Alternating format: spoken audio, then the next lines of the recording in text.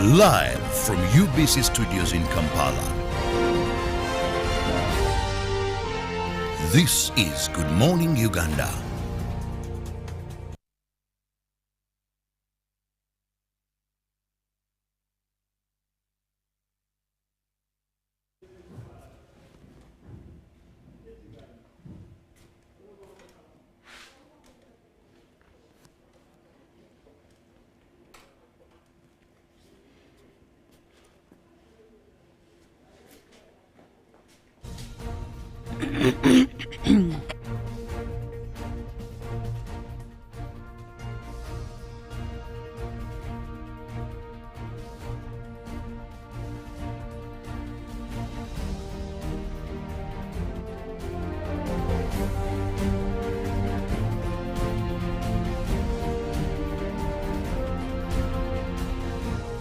Happy Giving Tuesday to you all, and well, it is the 29th of November 2022. Good Morning Uganda is officially in the house.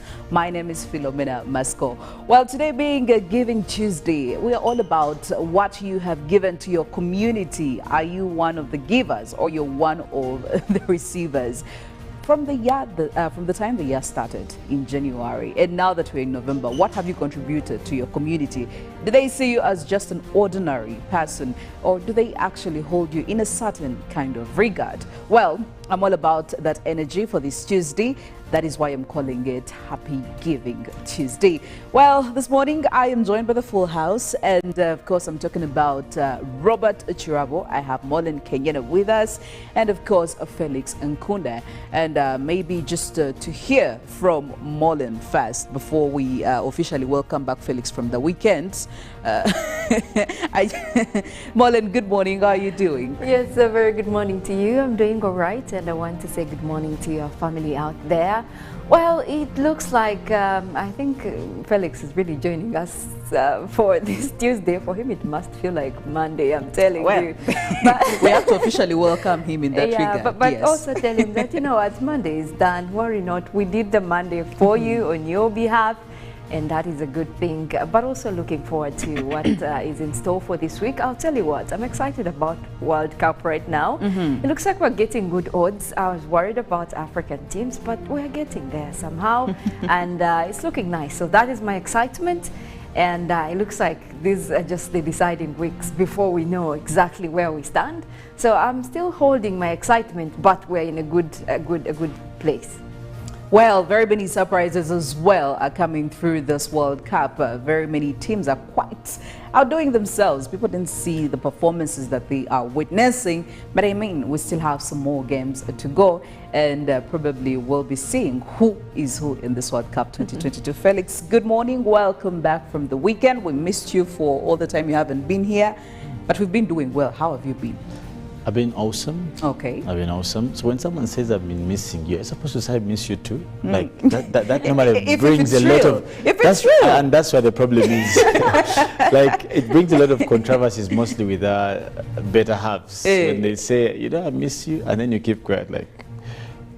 But why would I said I miss you. I'm like, okay, what am I supposed to say? Like, why would you miss your better half? Did you miss? Probably the feeling is not mutual. and then the fight erupts. Just like when someone says I love you, are you supposed to say I love you too? If you don't love them back, you can always say. You can just simply say do you know how hell can break loose when you say thank you or say nothing at all? The person will keep saying, I said I love you. I'm like, yeah, I heard. Like, and man, it's just you know, sometimes you're not in that field. I don't think it's is it a constant? Maybe you can tell me, Phila and Mollen. Is that love thing a constant? I'm telling you, Felix, I do agree with you when you say, when someone says I love you, you don't have to say it back. But when someone misses you, it means you've been apart for a while. And you're supposed to be missing them at, you know, in that particular time. You see what I say? Maybe that is fair. People who keep on saying, I said I miss you. I'm like, okay, I heard. And, but anyway, I'm glad I'm back. It's been quite a long one. Lots of work I had to do away from here. But the good Lord brought me back in peace as He took me. And I'm glad and I'm so thankful. Weekend was quite also another full of activities, mostly here in Uganda. I was watching, or was keeping tabs with what was happening. But you notice that the rate of criminality is going high.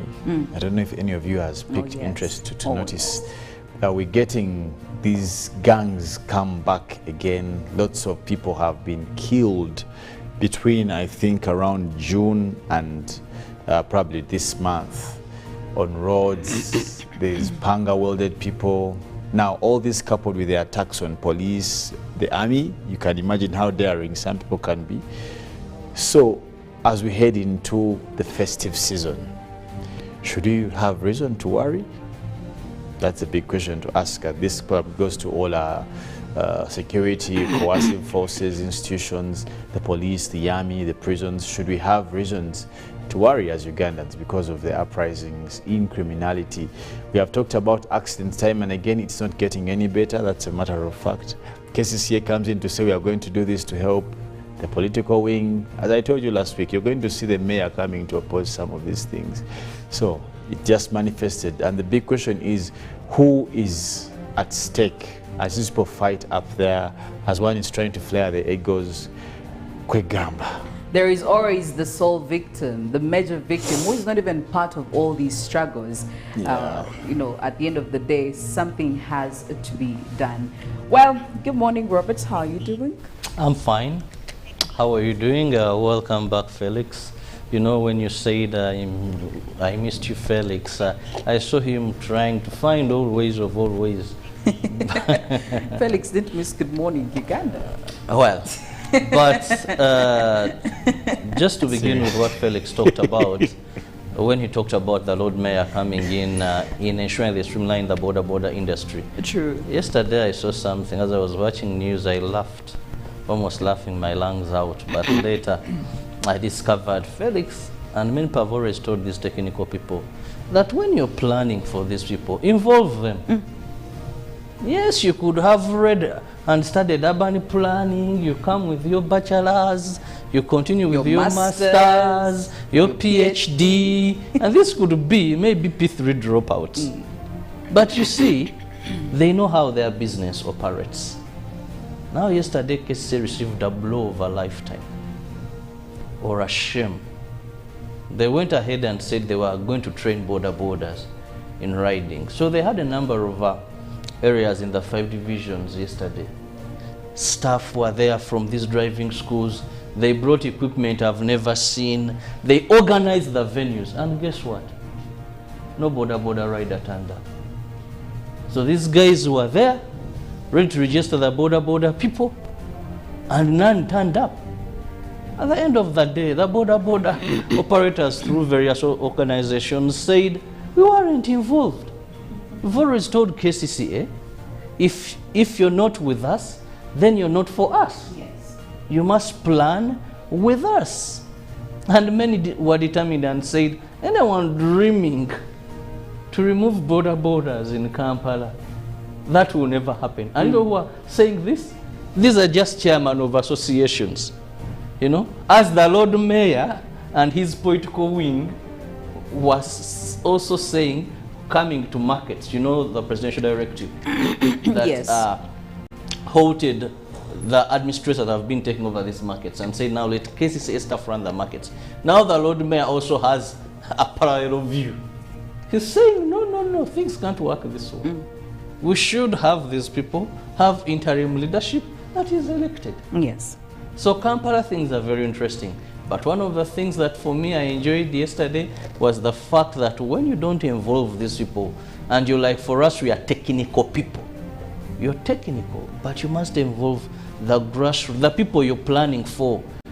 Now, for example, imagine how much could have been spent by these driving schools. Then when you come out and say 60,000 per Boda Boda for this training, and then they will get a certain document.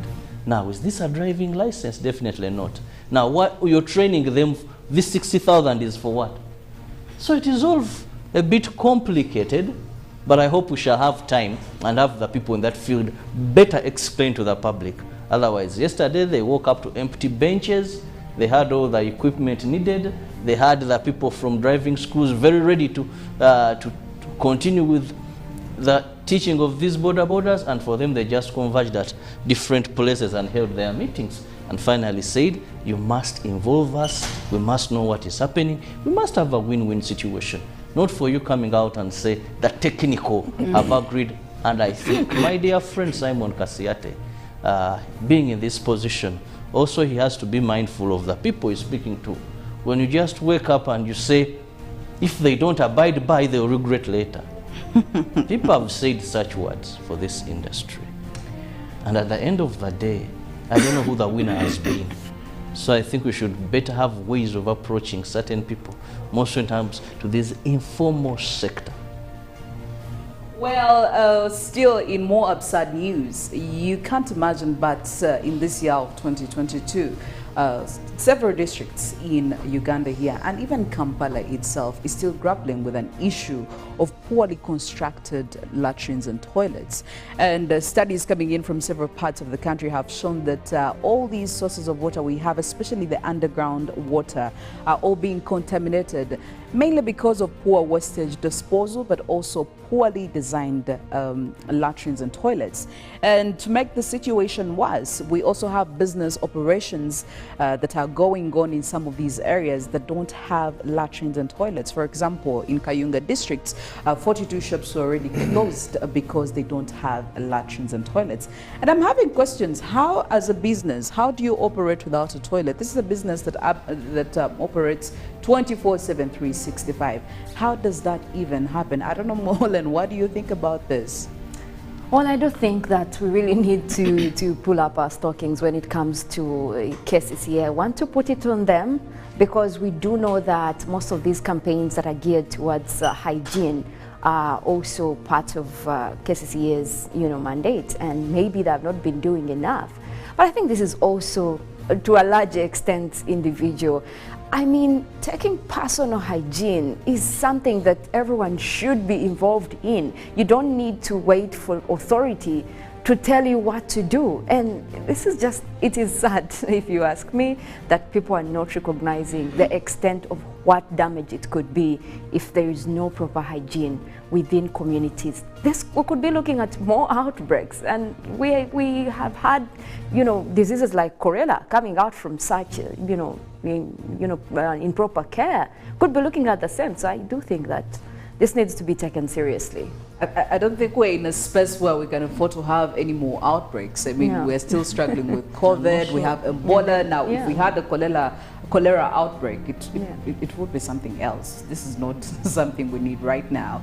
But hey, we have to do what we have to do to make sure we put ourselves in a much better position. But for now, we do have our stories locally and internationally. What's happening here in Uganda, what's happening across the East African region when it comes to the African continent and beyond, what's making news? Well, right now, we're going to be filling you in, starting off with right here at home. We begin with President Museveni, his message to the leaders of the East African community as they met to find an everlasting solution to the insecurity in Eastern Democratic Republic of Congo. President Museveni said the insecurity in this part of the region has been perpetuated by the presence of illegal guns circulating within the country since independence. While addressing leaders of the East African community virtually during the East African-led Nairobi process on restoration of peace and security in Eastern Democratic Republic of Congo, third inter-Congolese dialogue that took place in Nairobi, General Museveni informed fellow leaders that many illegal guns still in the hands of foreign and local armed groups are the impediment to lasting peace in Eastern part of Democratic Republic of Congo and the entire region.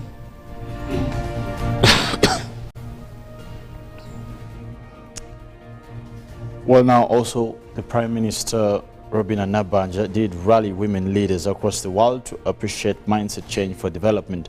Addressing the first Asia Pacific Africa Women's Economic Summit in Tokyo, Japan, Nabanja asked government to prioritize food security for the good of children and mothers, and she was also representing the country at the summit. She says food security adversely affects the growth and education of children, leading to dropping out of schools.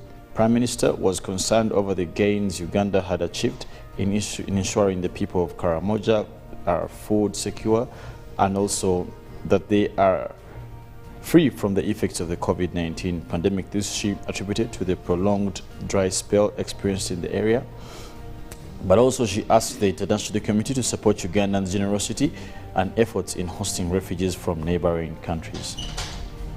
And moving on, matters of security, the Inspector General of Police, John Martin Okoth-Ochola, has directed all territorial commanders to upscale their patrol units amidst the ongoing attacks on police posts and other security installations. The directive came at a time when at least 6 police officers and some 2 UPDF officers have been killed by unknown assailants. These commanders are challenged to revise their training tactics to encounter attackers, while proportional force is also needed. It's now a common trend of unknown attackers to raid security installations, killing officers and taking off with guns. Despite announced countermeasures, raids on these installations are persistent. Joint security agencies have resolved proportional response to that silence. And the Chief Justice Alfonso Nyonyintono has vowed to defend the judiciary from any form of intimidation that comes from other arms of government which limit the judiciary's performance from executing its work duly.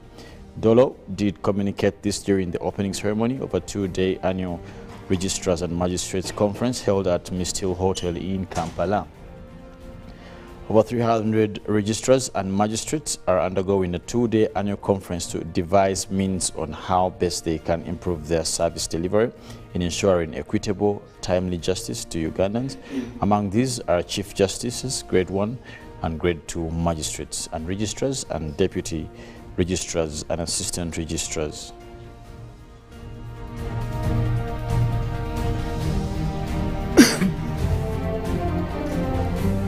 The international scene, protests against COVID restrictions which erupted over the weekend appear to have died down as a heavy police presence is reported in Chinese cities. Large barriers have gone up along the main protest road in Shanghai, and police have made several arrests. They have been stopping people taking photos of the protests and deleting pictures on their devices. Nationwide protests grew after a fire in a high-risk block in Urumqi, Western China, killed 10 people on Thursday. It is widely believed residents could not escape the blaze because of COVID restrictions, but local authorities have disputed this. Now, according to reports, a BBC journalist was detained while covering a protest in Shanghai on Sunday. Ed Lawrence was beaten and kicked by the police during his arrest and held for several hours before being released. Now, still in more international news, Elon Musk has accused Apple of threatening to block Twitter from its App Store without saying why in a series of tweets that also said the iPhone maker had stopped advertising on the social media platform. The billionaire CEO of Twitter and Tesla said on Monday that Apple was pressuring Twitter over content moderation demands. The action, and confirmed by Apple, would not be unusual as the company has routinely enforced its rules and previously removed apps such as Gab and Parler. Parler, which is popular with conservatives in the United States, was restored by Apple back in 2021 after the app updated its content and moderation practices, the companies said at the time. Apple has mostly stopped advertising on Twitter. Do they hate free speech in America? Musk, who took Twitter private for $44 billion last month, said in a tweet.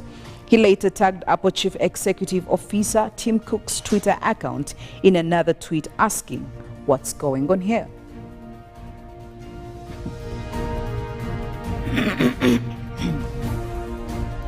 Africa, a court in Comoros has sentenced Ahmed Abdallah Sambi, ex-president of the East African country, to life in prison for high treason, regional media reports, and the AFP news agency also reports the same. According to the Tanzania Daily News, Sambi, who is a political rival of the incumbent president Azali Assoumani, was sentenced by State Security Council.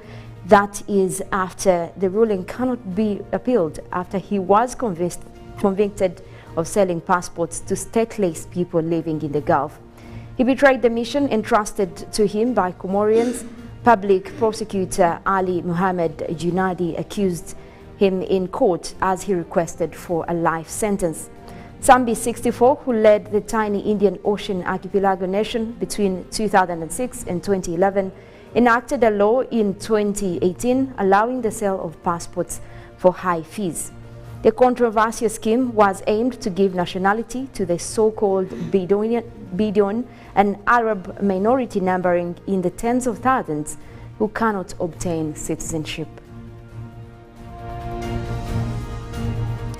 In another story, the world's largest active volcano, Hawaii Mauna Loa, has erupted for the first time in almost 40 years. The lava flow is mostly contained within the summit, but residents have been placed on an alert and were earlier warned about the risk of falling ash.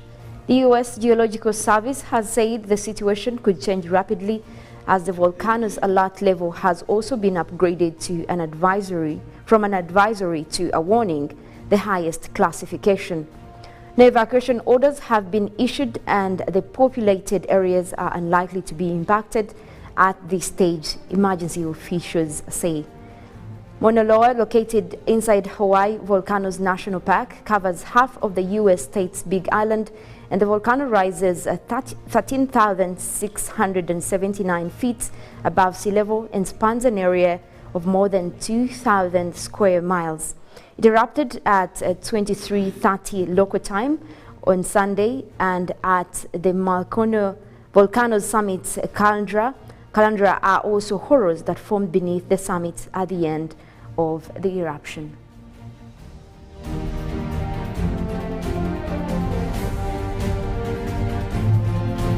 Good morning, Uganda. We're still with you all the way. And by the way, you can be part of the show. Get onto our socials, Twitter, hashtag UBCGMU, and see what we are up to. And feel free to also, talk to us and have conversations with us using our WhatsApp platform. We are here for you, and we are glad you're here with us. But also, every other day we do have a reminder. Have you done something for your health, or what have you done to make sure that your health has been, given attention? And in case you don't know what to do, well, Robert here has something for you that he can recommend. Well, I'm always here to remind you that we need you alive. And how best can you do this? By ensuring your body is strong enough to fight off a number of diseases. Hallelujah, banana fruit juice. Hallelujah, ginger tea. Hallelujah, tamarind drink. What these do is they boost your immune system. Just 1,500. Any of these bottles at any retail shop, any supermarket, they are there for you. Please ensure that you get yourself a bottle. And I recommend regular taking of this. But also, it is time for giving. Christmas is just around the corner. You can gift your friend with a carton of any of these products. And of course, that will mean you love them so much because you want them healthy than giving phones. Yeah, those are not very healthy. But these drinks, I guarantee you, and I want to demonstrate by doing this. I want to give Mollen one this morning. Oh, okay. And also Philo one. Robert, I hope this is not a way of you dodging the Christmas giving he still gift. has to bring that. You still have the Christmas. I'm not taking that one. For now, you've just taken this. This one, hallelujah, I'll take it. But if I worry that if I receive this on national TV, you may shun away from the real gift giving of Christmas. Now give your Christmas card as well. But thank you for the hallelujah, but I'm waiting for the gift. Good morning, Uganda. It's still going on.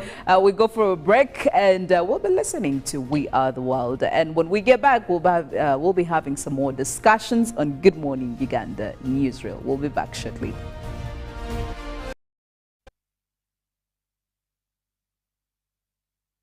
Studios in Kampala.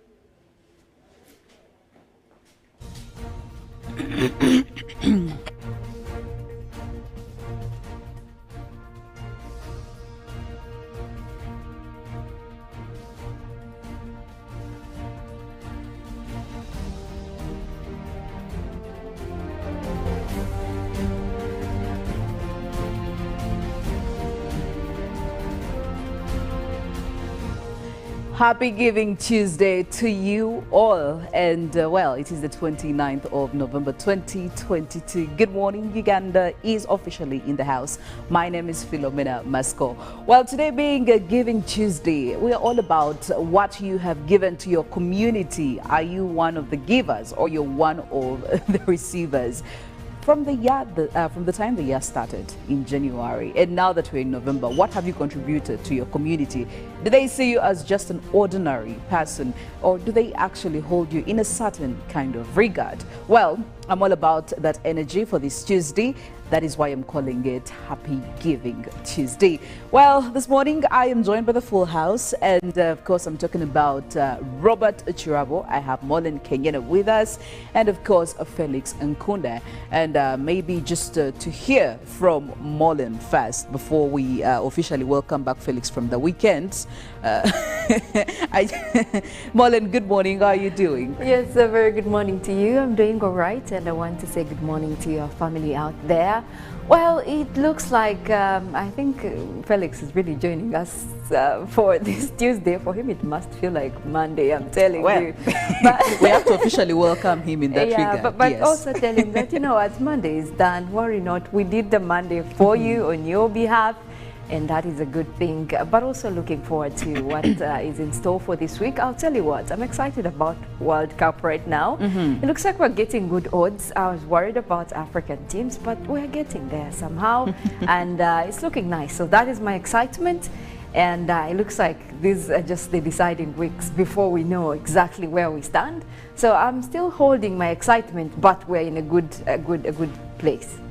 Well, very many surprises as well are coming through this World Cup. Very many teams are quite outdoing themselves. People didn't see the performances that they are witnessing, but I mean, we still have some more games to go, and probably we'll be seeing who is who in this World Cup 2022. Felix, good morning. Welcome back from the weekend. We missed you for all the time you haven't been here, but we've been doing well. How have you been? I've been awesome. Okay. I've been awesome. So when someone says I've been missing you, I'm supposed to say I miss you too. Like that.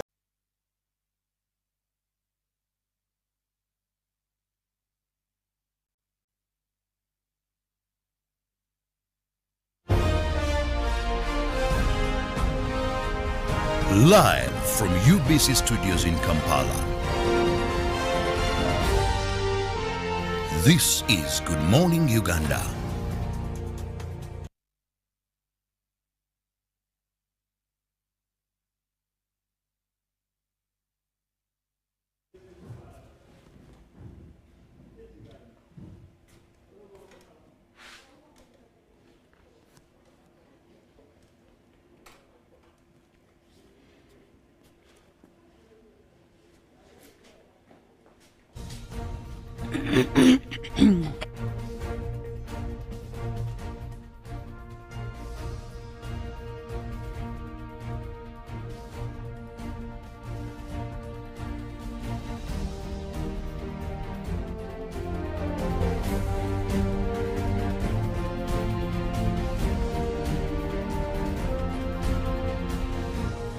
Happy Giving Tuesday to you all, and well, it is the 29th of November 2022. Good morning, Uganda is officially in the house. My name is Philomena Mastiko. Well, today being a Giving Tuesday, we are all about what you have given to your community. Are you one of the givers or you're one of the receivers? From the time the year started in January and now that we're in November, what have you contributed to your community? Do they see you as just an ordinary person? This is Good Morning Uganda. Pick of the day on UBC.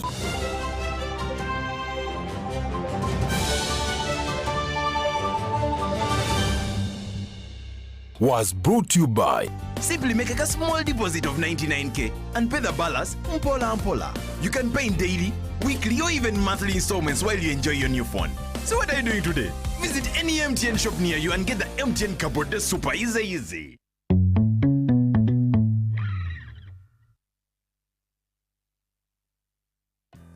Welcome to English in a Minute. Sometimes it's hard to communicate clearly and directly. Let's hope Anna and Jonathan are extra clear about what this means. I have news. Okay, what is it? You can't tell anyone else.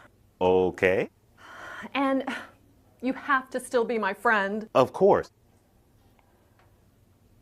Anna, stop beating around the bush and tell me what it is. Okay.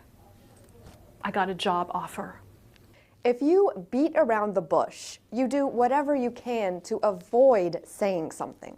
In medieval times, hunting groups used sticks to beat around bushes. But they wouldn't directly hit the bushes because they didn't know what else might be in there.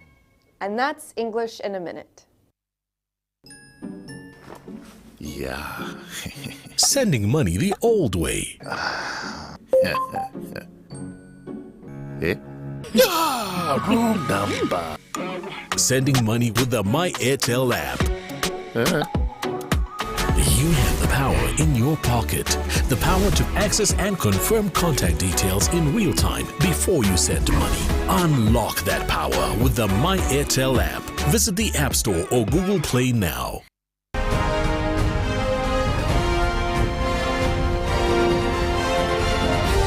This is Good Morning Uganda.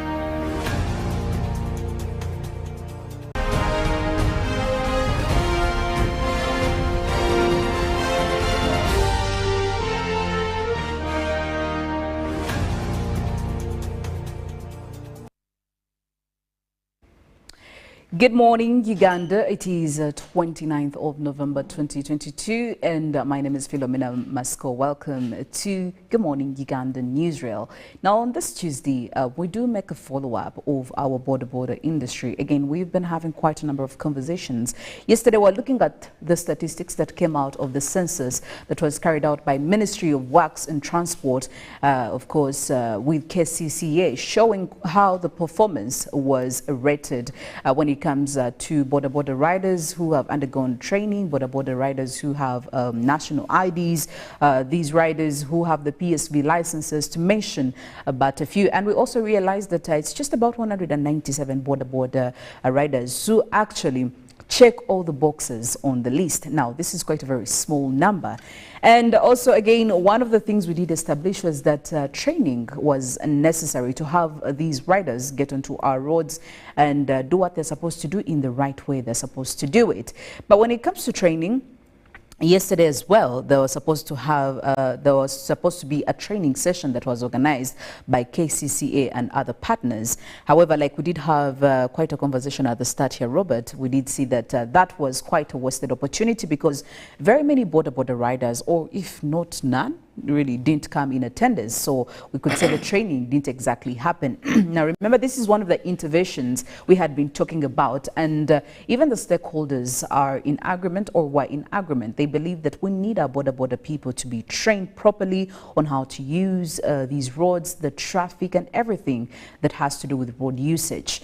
Now, having conversations with the Boda Boda riders, their claim is that there's too much disorganization in KCCA, and also during the preparations, they were not fully involved. Now, these were leadership, people in the leadership roles amongst the Boda Boda themselves, saying that KCCA cannot plan for things like this, and they don't involve us because what they're planning for, we are the people they're planning for. So how do they not involve us in all these processes?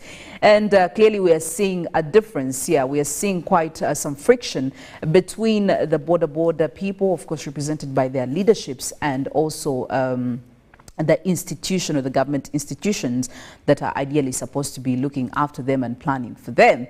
Why haven't we met a middle ground with these two people? There is no middle ground. There is no meeting point for them if we are still seeing continuous disagreements like this. Now, before we get into all that, I mean, Robert, how did we even get here? Anyway, is it true that KCCA as an institution does not really involve these Boda Boda people in as much as they try to plan for them with all the things they do, all the interventions they come through, these training sessions and whatnot? Is it true that they actually don't involve them? First, I think KCCA, since inception, has had one big challenge. that they began on a fighting note. Yeah. When KCCA was instituted by an act from KCC, from Kampala City Council to Kampala Capital City Authority, this is what happened. That many of the things were abnormalities. Remember previously, KCC was led and managed by politicians. We had the Lord Mayor there who had, the mayor then who had all authority, his deputy, the likes of the late Hajina Santege Sebagala, those remember the later Sebana Chizito, to mention but a few. These people were politicians that were managing this city. And you know, politicians, when they are carrying out their work, they usually close a blind eye on certain things. They can even call yellow red or red yellow, depending on what suits their political benefits. So when KCCA came in with the technical people, and at the back of their mind, they believed they had come to change this city, to restore sanity, to create order, to improve accountability, and to bring Kampala to a capital city status. Now, when abnormality has occurred for a long time, no man say seems abnormal, because people have been used to a certain way of doing things. Now, why I said they began at a fighting level, when this technical team came in, they believed we must. The rest are looking at failing us. And now, to make matters worse, you find that a city formerly owned and planned by politicians, now you have the technical wing and then the political wing, where the political wing feels the people's representatives. They have the people's mandate by power of voting for them. And sometimes they question you, who gives you your mandate, despite you're an institution. We are supposed to be the ones giving you what to do. But remember, I said politicians can call green, purple, red, whatever. So when KCCA, if you go to the markets, you're going to find the same complaints. If you go to any area, even there are ways of levying taxes and all that, licenses in the city, people are going to tell you there is least involvement of the concerned parties. These guys draft what they want, then they come to bring it to the people and say, this is what we shall do.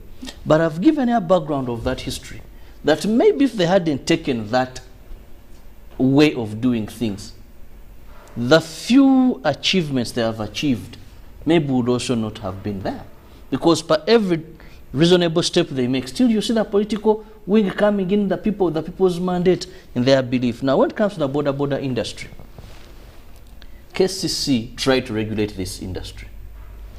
KCC under Jennifer MCC tried to regulate, by then former ED, this industry. They had failed.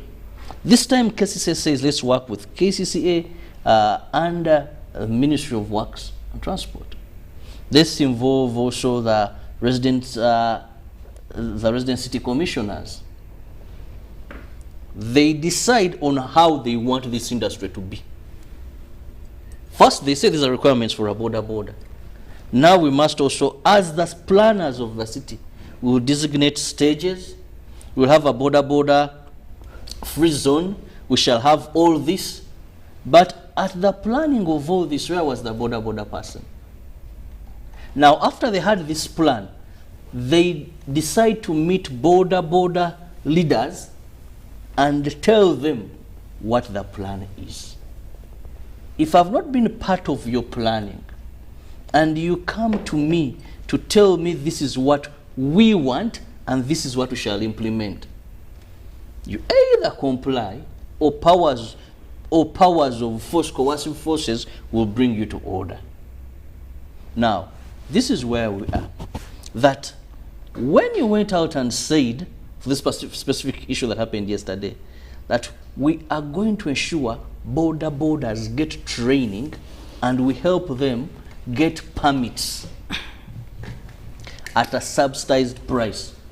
Today, they don't know what the price is. You wake up, registration was free, this is not going to be free, then they hear you have to pay 60,000 for you to go through this training. And you're given a period of 3 weeks. That all these Boda Bodas are going to be operating in Kampala must have gone through this training.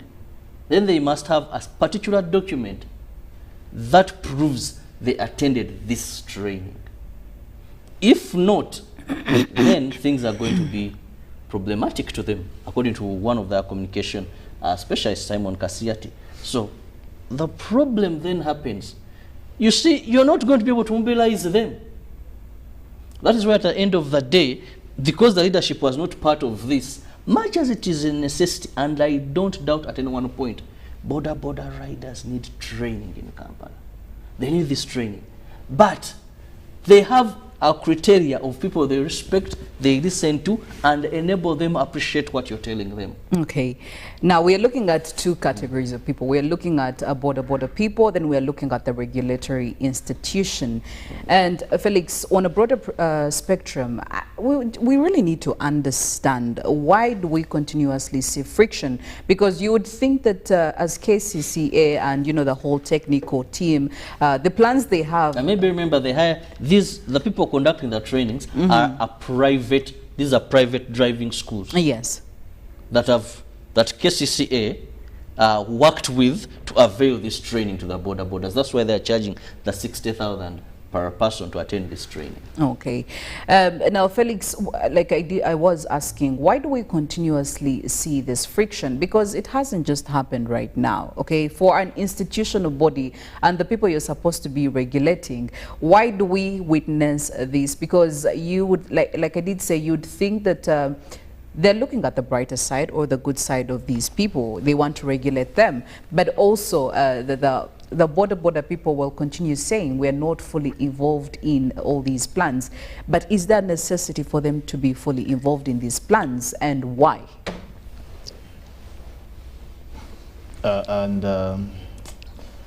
When I was listening to Robert make his general submissions, trying to lean towards the apathy of the Boda Bodas, it only resonates to give us one conclusion, that clearly we are struggling with the problem of idle power. I can break that down. There's a lot of power looming around Uganda. So whoever has an opportunity to cling on it will use it. So when the Lord Mayor and his team cling on it, they use it. When the technical leaders in KCCA get it, find it somewhere in the corridors of City Hall, they also use it. So there's a lot of looming and in Uganda, one would say, it brings up a situation in Uganda, probably Robert will help you translate that word, of a behavior of what in Uganda called chetwala. We have a lot of... And that cuts across in all sectors of this country. Not necessarily KCCA. It's a general problem in this country that we have idle power. You get it? So whoever can circumvent that power and use it, one, all this will take us back to the thesis of this is, what is the intention of these discussions? Or what were the intentions? Some of us, when you are doing law interpretation of the law, it is important for you to always have at the back of your mind, what was the intention of he who enacted this law or this particular act? Let's say you're taking on a particular provision of the Constitution, of a particular provision of a statutory instrument. You'd want to know what was in their mind. So the question is, what is the intention of this higi-haga, if you may call it? What? And if any of these people take time to answer that question, the solution is within there. The intention is very clear, Felix. I would want to know. To ensure that they streamline the Boda Boda That industry. is whose intention? KCCA's intention. Okay. Okay. So what is the mayor part of KCCA? and the political wing. The political and the technical wing are all they part of cases here. Was this the consensus intention? So we can say even KCC has divisions. It is evident all the time, you know that. You have as Kirabo is telling them, go and register, Philomena is telling them, so, what was the intention? But how do you formulate intention? There must be consensus. Again, for some of us and all of you out there who do research, there is always a question you ask if you want to, because the purpose of research is probably to secure or to find a solution. But there's a question, what you call, what is the problem question?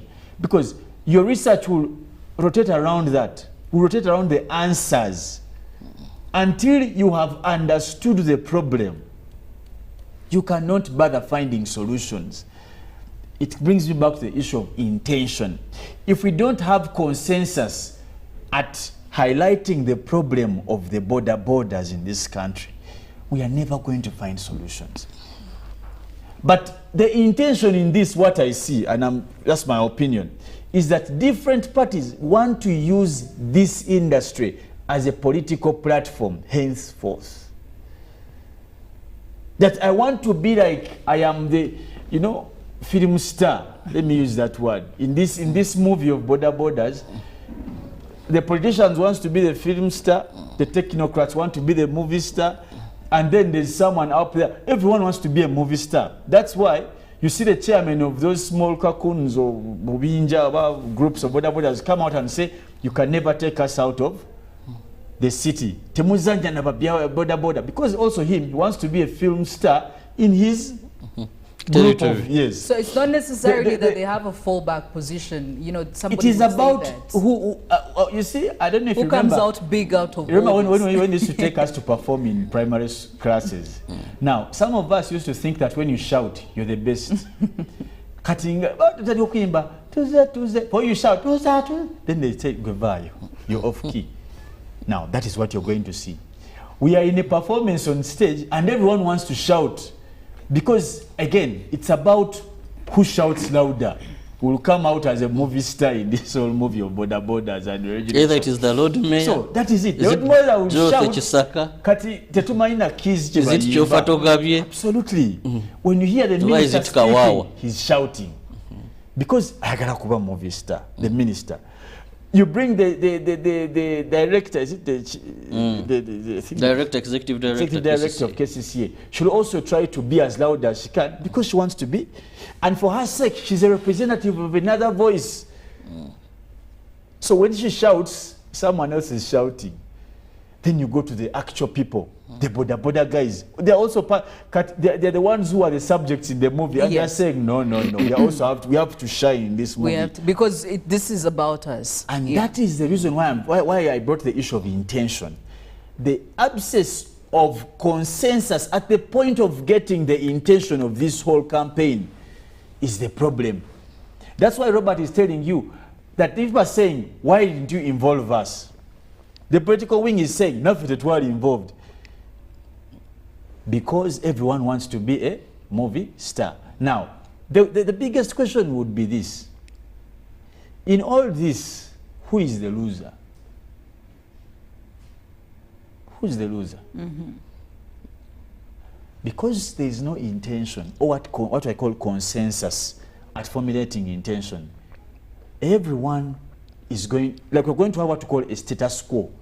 Nothing is going to be done. That means that the first thing to do at a point like this is to go back to the drawing board and have consensus of the most relevant stakeholders in this industry to find or to formulate the intention for this campaign.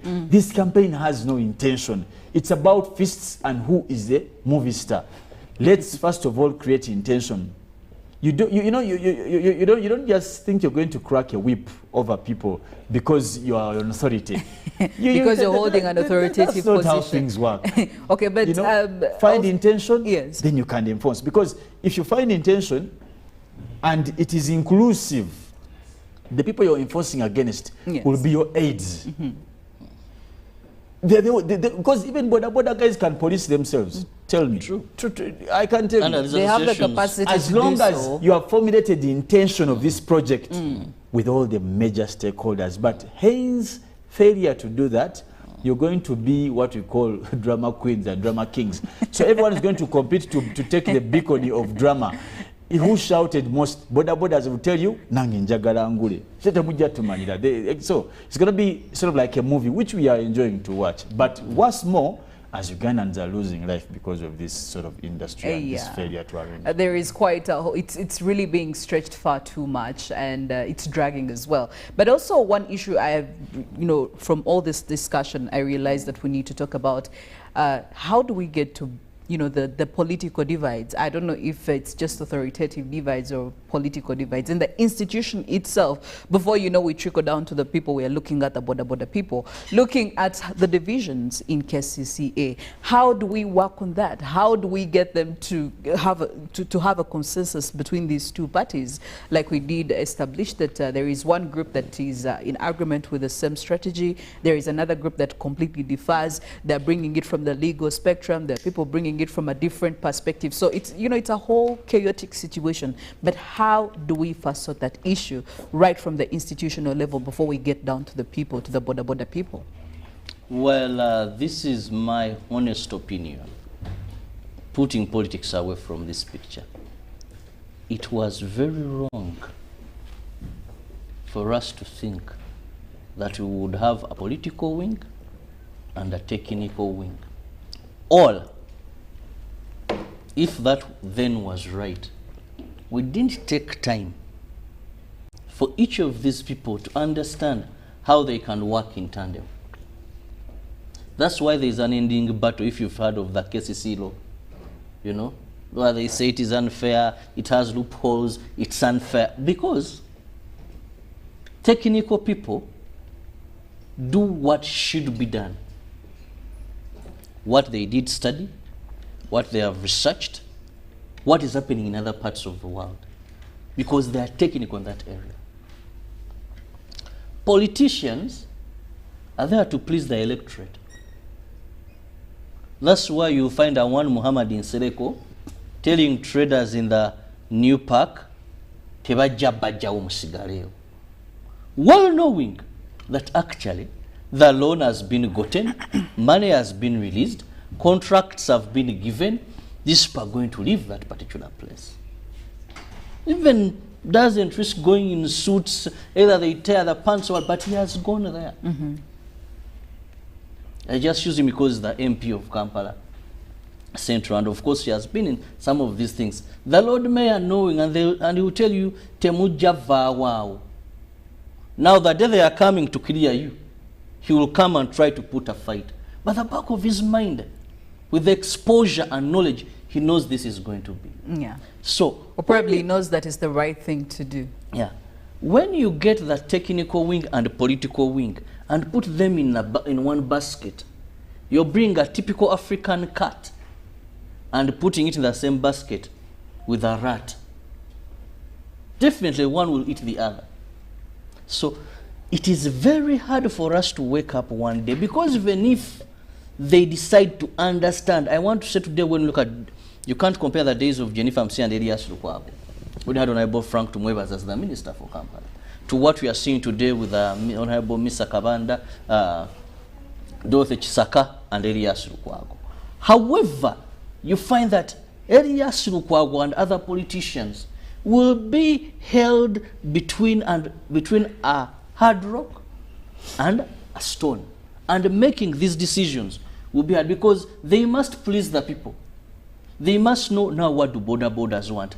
I want to tell you, even if you're going to bring something very good, and like Felix said, and you don't agree to come to a consensus, because what is happening, the technical team is on its own and the political wing is on its own. But they're all under the same institution. So there is no way you're going to tell Lukwago that you have 42,000 according to the register, those that registered. Case registered 22,000 Boda Bodas. And now you come and you tell a councillor, say Kampala Central, whatever, that out of these 42,000 Boda Bodas, maximum we can accommodate is going to be 1,000. And you think he's going to listen and say, you're rendering people jobless?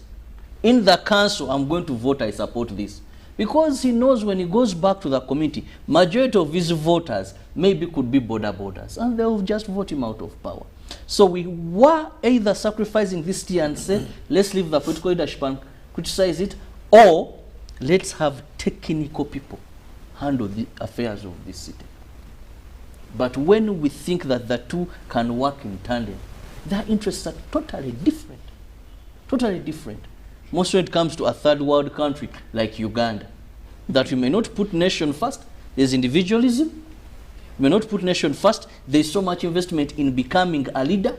You may not put nation first, there are so many benefits attached to becoming a leader, most are politically elected leader. So this is where the mess is. Who would support anything that is infringing on their voters? Because what KCA is planning, the truth of the matter is, not all the 42,000 riders are going to stay if it is the light of day.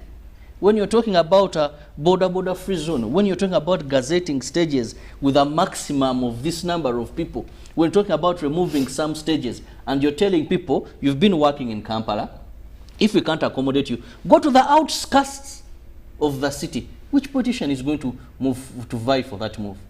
Definitely not under the conditions I've given you. So we either have the technical people, they plan and the rest watch, like that earlier been planned, or we would say, now politicians, you're messing up this city. That's what we've sacrificed our city to be. Reorganizing the Boda Boda industries, how best can we ensure that there is a systematic way of doing this, both at the institutional level, but also at the targeted group of the subjects? Those are the Boda Boda people.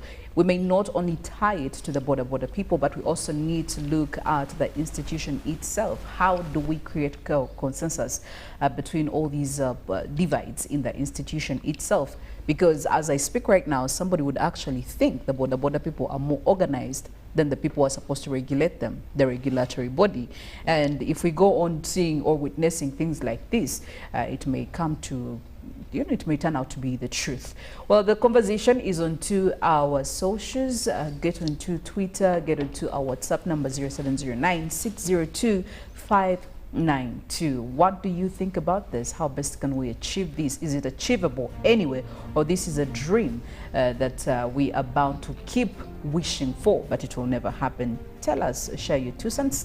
We'll be reading them out loud to our Good Morning Uganda family. For now, we're going in for a break. When we get back, we'll be looking at the big stories in our papers.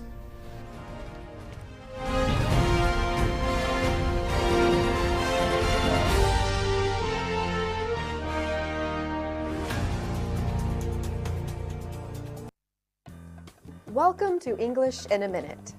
Sometimes it's hard to communicate clearly and directly. Let's hope Anna and Jonathan are extra clear about what this means. I have news. Okay, what is it? You can't tell anyone else. Okay. And you have to still be my friend. Of course.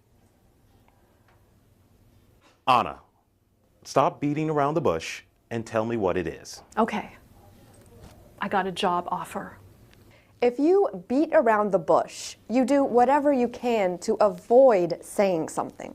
In medieval times, hunting groups used sticks to beat around bushes.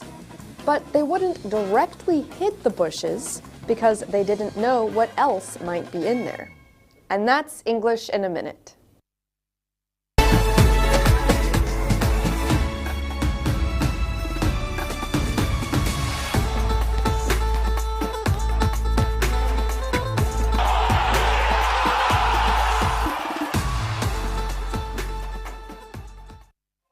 The FIFA World Cup Qatar 2022. The wait is over.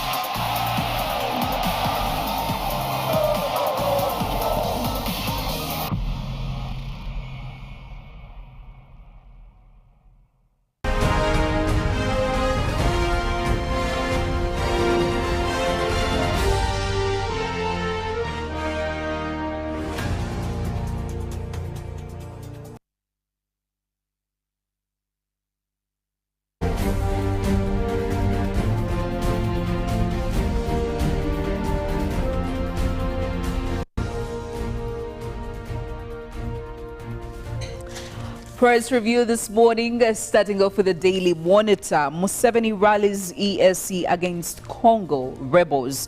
And President says armed groups destabilizing Eastern Democratic Republic of Congo can be defeated with a united regional military assault, adding that the problem of insecurity in Congo stems from post-independence accumulation of illegal guns in private hands. And the big picture over there, we are looking at Chief Justice Nyonyintono and the Prime Minister, that is Premier Nabanja. Keep in your lane, CJ Dolo tells Premier Nabanja. Well, again, another interesting story that you ought to look at this morning. Government fails to recover 129 billion Uganda shillings youth fund cash. Where did it go? The big questions in that story. Now, in other stories, police arrest Kabuleta over vaccine comments, and Lukwago 6 interim market committees. And also looking at police commanders put on high alert over attacks, and government blames Kwoyelo delayed trial on funding gaps. And on to the second page of the Daily Monitor, taking you back in history. Government launches People's Transport Corporation, and still in history, Sand Creek massacre happened. The year was 1864. And we cross over into the New Vision, and in her vision meets the first Ugandan FIFA certified football referee. That is a full story on pages 33 and 35. Illegal guns fueling DRC conflict, says Museveni. Details are on page 3, and also they give you a big headline right there. How car buyers lost millions in online deals. Money paid to local agents ranged from 50 million shillings to 100 million Ugandan shillings. That is a story on page 5. They also give you a picture right there on Wild Food Art Contest winners. That is being awarded one of the students from Salama School of the Blind in Mukono, receiving a Best Painting Award from Afao, Uganda.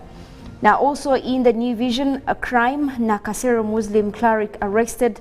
Full story on page 6. The Battle of Britain, that is when it comes to the FIFA World Cup. Details are on page 33. And Nyonyintono blasts Nabanja over interference. That's a story on page 4, but also as we cross over onto the second page, 2022 Best Farmers to be awarded on Friday. That is a full story right there. Who is going to be awarded? Who are the judges right in there? And also today in history, back in 1996, Uganda wins in Omdurman game. That is as the Cranes make up for their early exit from the World Cup then. Daily Monitor Sports, Kudus double lifts Ghana over Korea. And Ghana captain Andre Ayew was congratulating Kudus after his first goal in the 3-2 victory, as shown in the picture. Now, USA versus Iran, not your cup of football tea on and off pitch. And also still looking at the FIFA World Cup, Senegal welcomes stress. Senegal coach says must-win clash with Ecuador is good stress. Clearly, you'd never think stress would be so good at this point. Well, get that and many, many more stories from the sports section in the Daily Monitor this morning. Well, also the New Vision Sports making more shining on in the Ecuador-Senegal game. And obviously looking for that win. Now they give you more of the fixtures, your World Cup paper, and so forecast. Well, for Senegal, it seems like the rule is simple. Beat Ecuador and progress to the round of 16. That is where our eyes are right now. And of course, they're giving you more stories concerning World Cup, some of the reviews right there. And the Battle of Britain is on, looking at their odds, having been heavily stacked against Wales, reaching the round of 16 already, and now they have to fend for themselves.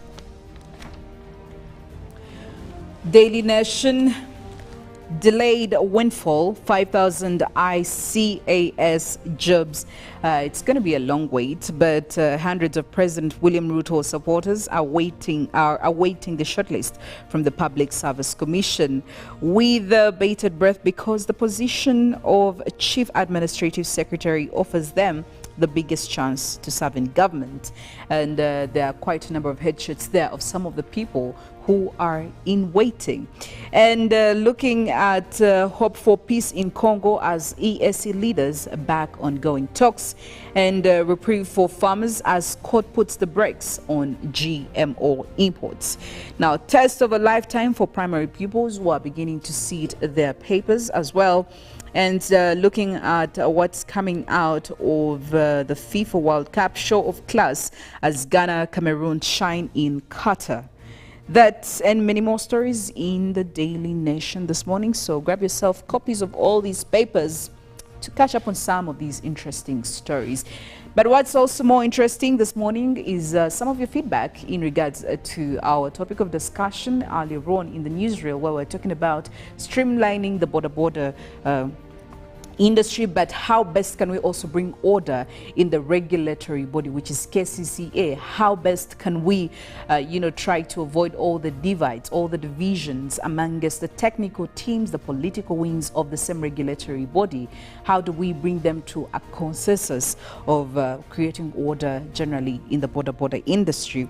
Well, some of our viewers here have some feedback, and there is one of them who's saying, for sensible development, we need to kick politics out of the city. Well, thank you so much. You didn't put your name over there, but also some more feedback coming in from another viewer. You're saying, well, that issue, the best solution to that issue is to regulate that business by making it expensive. Like to join it, you must have finished a certain level of education, like senior 4, maybe using age that is like at 30s and stop at 40s. Thank you so much. Maybe this would be an ideal. I don't know how practical it is, but thank you so much for that. And also some more feedback saying we first talk about the Boda Boda leader who elected them. First give Boda Bodas a chance to elect their leaders by voting, probably to have their leaders represent them when it comes to talking to the institutional or the regulatory bodies. Well, keep the feedback coming in. We'll be letting you know as Good Morning Uganda continues all the way. But also this morning, looking at some of our traffic updates. And this morning, I want to focus on areas of Makindye division, looking at areas like Chisugu, Namongo, looking at Muyenga, Chiwafu, and all the surrounding parts or towns over there.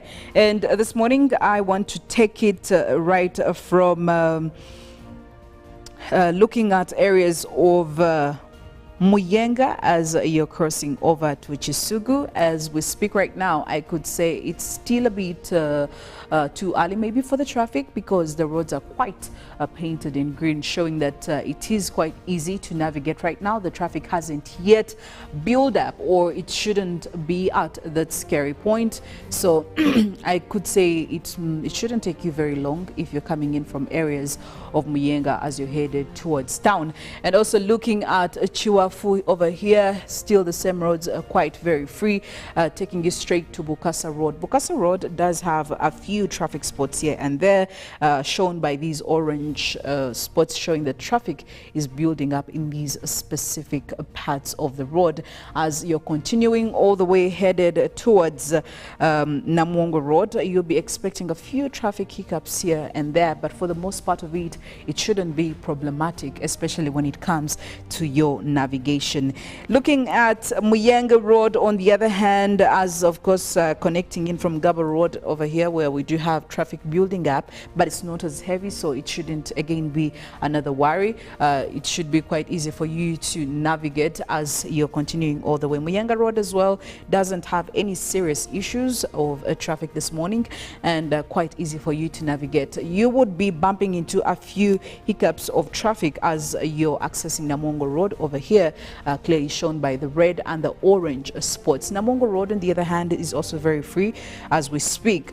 However, as you continue all the way joining the 5th or 6th Street, you'll be bumping into some traffic build-up, and it's not actually something that you should be taking as as a joke, because any minute it could be building into some heavy traffic. But for now, it's already starting to come up, and you just put that into consideration. Looking at 6th Street, it's quite very free this morning. However, as you're getting closer to Ginger Road, the traffic starts building up. We do have 7th Street showing also the same story, with the very long traffic stretches that are building up. And getting closer to the roundabout here, where you're joining Access Road, you'll be again getting through some heavy traffic. Why? Because we do have cars coming in from different parts of this Makindye division. We have cars coming in from Mukwano Road. We have cars joining in from 7th and 6th Street as well, hence that traffic over there. Mukwano Road this morning is not as busy, but traffic is starting to build up already as I speak right now. So maybe a couple of minutes from now, it could be a different story, or it could be actually a much better situation, as shown over here by these orange dots. Access Road is quite heavy on the traffic as you're joining in onto the road, the main road, which is Ginger Road. Ginger Road also is quite very busy. Why? It's the main road, and we have very many road users. We have many cars joining in from Yusuf Lule Road from this upper side. We have cars coming in from Wampel Avenue. We have cars joining in from Nakawa Old. So yes, you'd be expecting that traffic this morning. And of course, as you're continuing all the way towards Kampala Road, you'll be experiencing traffic hiccups here and there building up. It's the main road, so it's kind of expected. Well, that's it from the traffic updates this morning. We do have weather and of course some more news coming in from the climate segment. Mollen, what are we looking at? What's new? Today, I'm wondering, especially with the fact that we're moving to renewable energy, how far can Uganda go when it comes to using wind energy?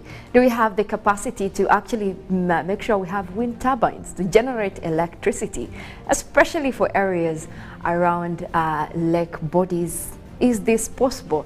And that is a big question that is also being posed around the world to make sure that countries are able to move to this kind of energy. Now, I don't know how much investment it would take us, but this is one of the investments I would root for and say that it is worthwhile.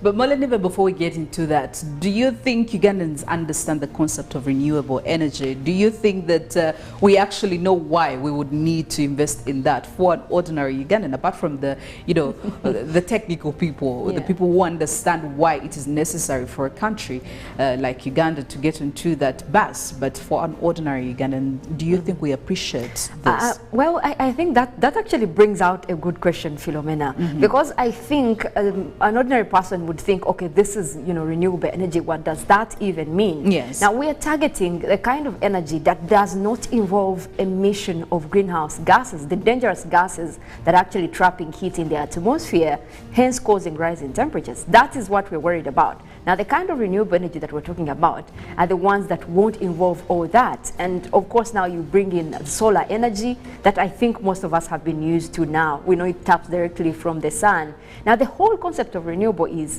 these are natural sources. It doesn't involve any other process that will then bring in emissions. I think that is where we should be focusing our eyes. Maybe that brings in a little bit of light. Well, you can take that lesson with you for the rest of today and probably for the rest of this week. I will leave you now entirely to Mollen to give you more from that section. As for me, have a wonderful Tuesday morning. I am Philomena Mastiko. Well, thank you very much, Philomena. Now, still talking about wind energy, this is one thing that also did come out of the recent climate summit. We're talking about COP27, right, from Egypt right now. Now, we're looking at the aftermath. What happens? What's next? And now most countries have taken it upon themselves to devise means of making sure that we are taking the same path. And one of the, energy sectors that have been quite left behind, majorly because of the money involved in terms of investment, has been moving towards wind energy. Now, yesterday, reports coming in from the European Commission are indicating that they are actually putting a swift move towards making sure that they have large investments in wind energy. Now, we're talking about turbines being put in specific places where we know there is enough wind that can be used to generate power.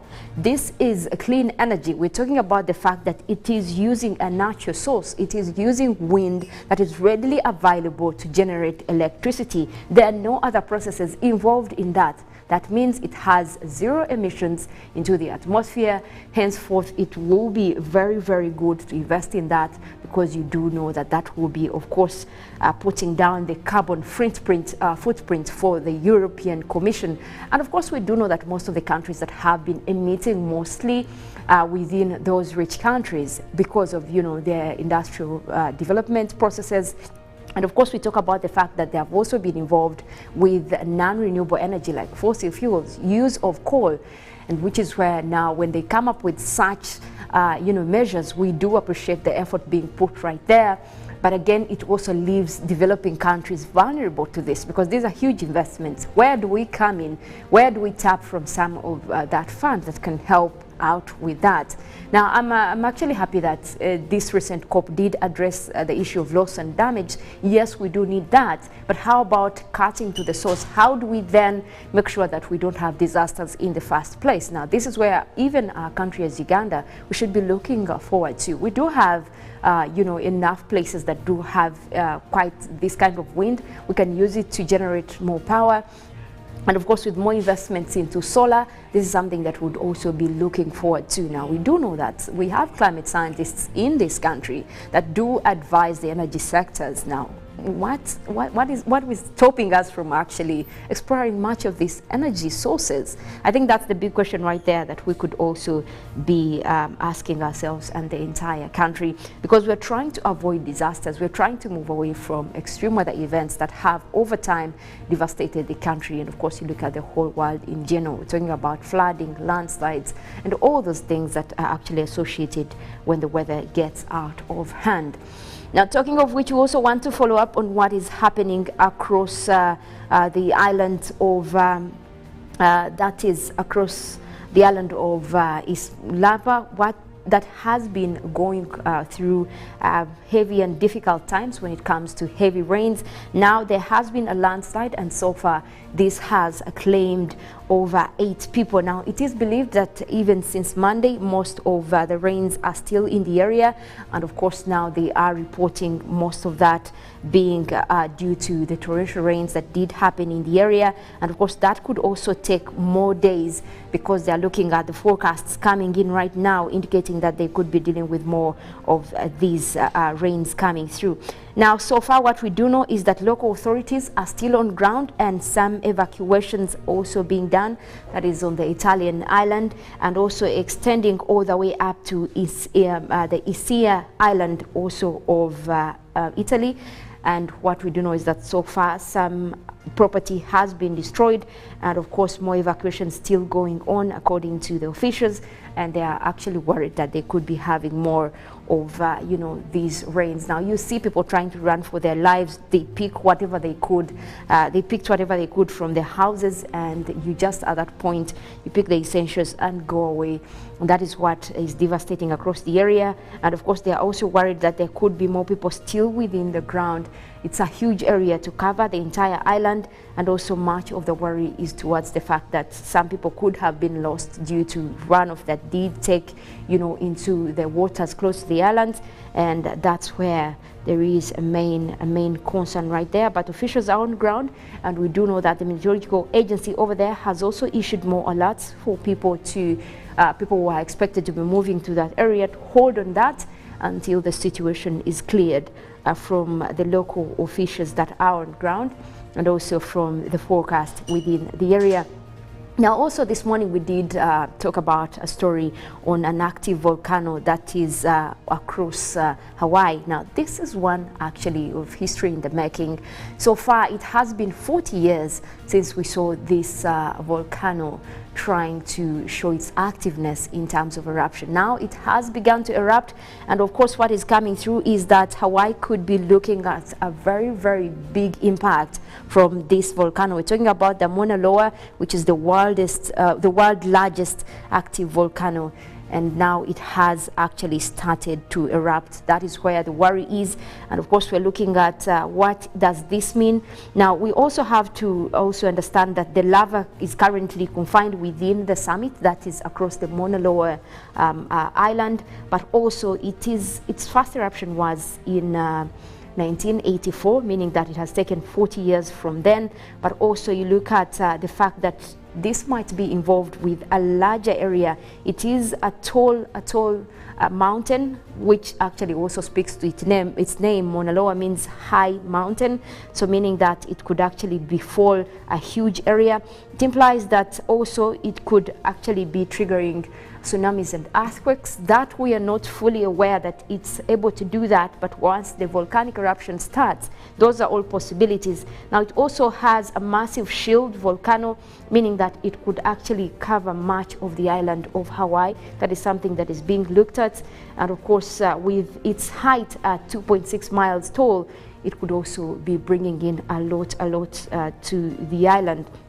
And of course, we're also looking at the fact that it could spread over an area of 2,000 square miles. So yes, it is actually a very giant volcano, and of course will be the hotspot right now, as you see geologists now trying to analyze what is within the area, and they're looking at the possibility of the mantle and the crust over top, the heating up of the area, the surrounding that will be created after this this volcano gets to the medium stages of heating and eruption.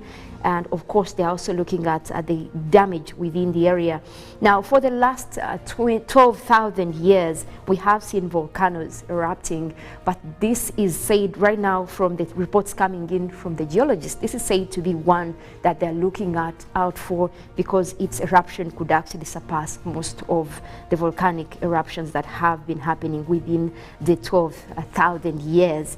And that is why it is now being put on high alert for people to evacuate from the area, and of course make sure that people who are also expected to be in the moving towards the area can also hold on to that. And of course we're looking at the 33rd time since 1843 that we're talking about this particular volcano, and for all those times it has only been active but not erupting as much as they are now talking about, since the eruption has already begun. Now this is one to look out for, but we do hope that evacuations can be made in time, and of course the damage is not much when it comes to people and property. And of course we do know that the Hawaiian sector of emergency is already on ground to make sure that they can control the damage within the area. Away from that, we also want to take a look at what is happening across Uganda. We'll be tapping in from our satellites, see what it looks like over the country.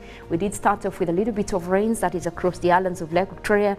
We still have that system in play, meaning that we already have rains also still across most places, especially across the islands of Kalangala. We're already seeing those rains over the area. And of course, we're also looking at more of that system extending towards areas of central Lake Victoria Basin. We could be having rains later, that is across parts of Kampala, Mukono, Wakiso as well. We're looking at most of those clouds also starting to develop more. We're looking at mostly a cloudy morning as well for western Lake Victoria Basin. We're talking about Masaka, Rengo, Zimbabwe over there. We're starting off with quite cloudy skies. And of course that is a similar system right there heading for much of central areas of Ruwero, Woblenzi, and we could also be looking at more rains coming your way this morning. Otherwise, we're starting off with quite a sunny morning for the Karamoja region, eastern Uganda. We look at the Choga area, northwestern Uganda, midwestern Hoima, Masindi, also starting off with quite some sunny skies. We'll go ahead and take a look at the forecast, and that is coming in from Uganda National Meteorological Authority. Also, we take a look at those numbers in terms of temperatures. Where are we at? And of course, we're starting off with the western side of Lake Victoria. That takes in Masaka, Kalisizo, Zimbabwe, and Rakai. We're forecasting rains. We already have that system moving your way, and that is starting off with the chilly 23. Same temperatures forecast for southwestern Uganda, starting off at 23 degrees. Quite a cold morning for you, and we also have those rains in the forecast. Mount Elgon Highland, where we have Mbale, Bududa, Buko, and Sironko, we're forecasting a rainy morning for you.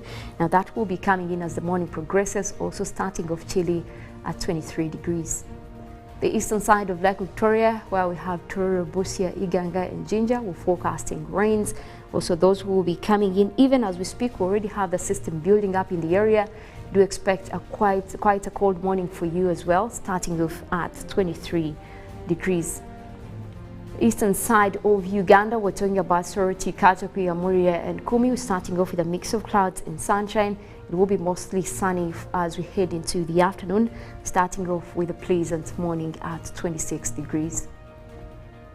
Eastern parts of Central, Ruwero, Woblenzi, Bururi and Nakaseke will forecasting rains. We already have clouds developing in the area, and those rains will be coming your way as the morning progresses. Also starting off with quite a chilly 24 degrees centigrade. We do expect that rainy system to cross over into the afternoon. The central part of northern Uganda, as the morning progresses, we also do expect to have rains. Those will be across a few areas within the region. Also starting off with quite a cold morning at 24 degrees centigrade. We do expect more rains to develop later in the afternoon. That is across central northern Uganda. Now back at the Lake Victoria Basin, we're talking about the central area where we have Mukono, Kampala, Entebbe and Wakiso. We also have those rains in the forecast. Those will be starting off with a cool 23 degrees centigrade. We also do expect a similar system in the afternoon, bringing in rains across several places within the region. Well, also it looks like we're starting off with mostly a cold morning across the southern sector. We still continue to see more rains developing for parts of Lake Victoria Basin, and we do expect at least the western sector to be mostly active later in the afternoon. That is one to look out for. Otherwise, we continue with dry weather across northern Uganda as well as the eastern part of the country. That is also one to prepare for if you're within the area or moving towards that part of the country. Well, that is it in terms of weather updates for this morning. My name is Mollen, Kenyena. I want to wish you a wonderful morning.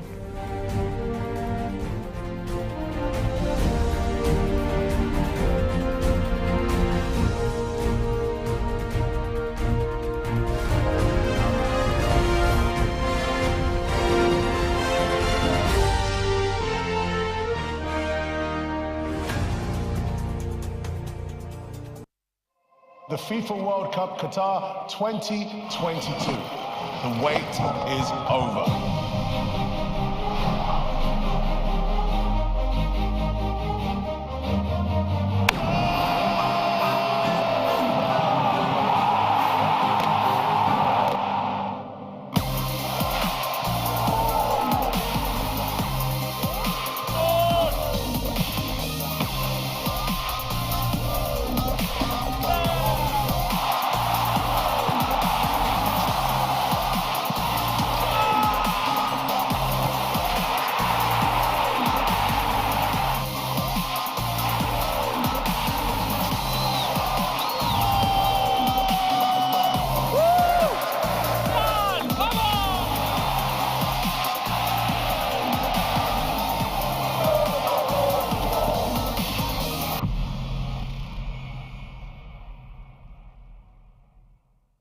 Of the day on UBC.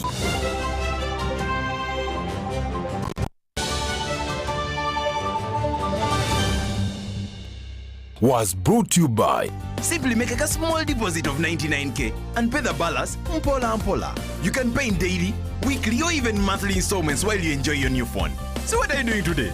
Visit any MTN shop near you and get the MTN cupboard super easy.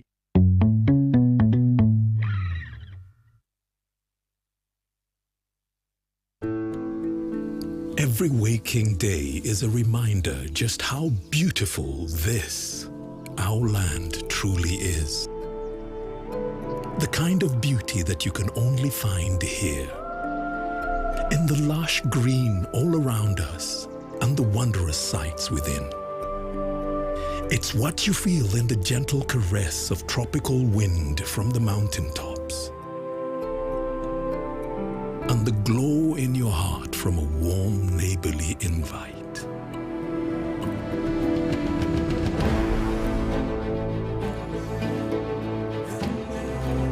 It's in the distinct aroma of our cooking to the taste of food that takes you on a journey.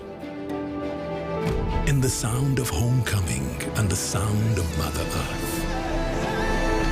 in the magnificence we find on our travels and the exciting moments we experience. Ours is the kind of beauty that comes in all things big and small. All we have to do is awaken our senses and truly enjoy what's uniquely ours.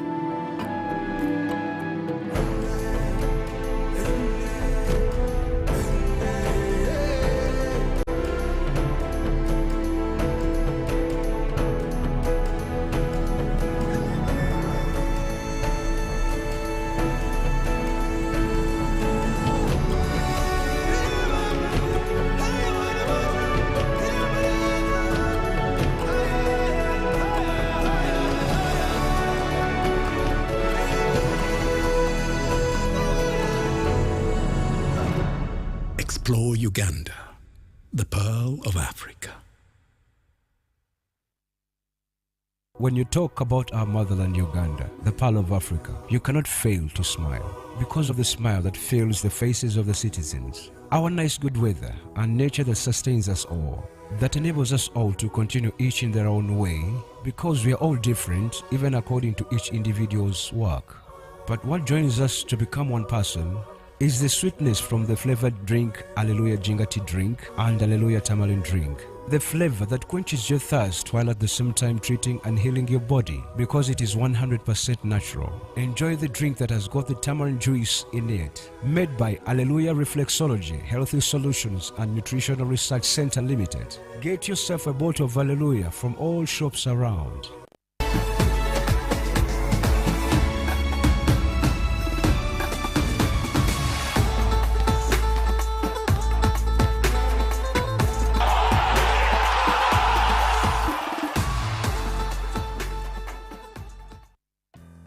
Welcome to English in a Minute. Sometimes it's hard to communicate clearly and directly. Let's hope Anna and Jonathan are extra clear about what this means. I have news. Okay, what is it? You can't tell anyone else. Okay. And you have to still be my friend. Of course. Anna, stop beating around the bush and tell me what it is. Okay. I got a job offer. If you beat around the bush, you do whatever you can to avoid saying something. In medieval times, hunting groups used sticks to beat around bushes. But they wouldn't directly hit the bushes because they didn't know what else might be in there. And that's English in a Minute.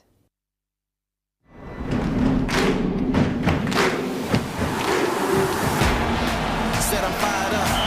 I'm sorry your time's up. I see the top and I climb up. Came from the ashes, I rise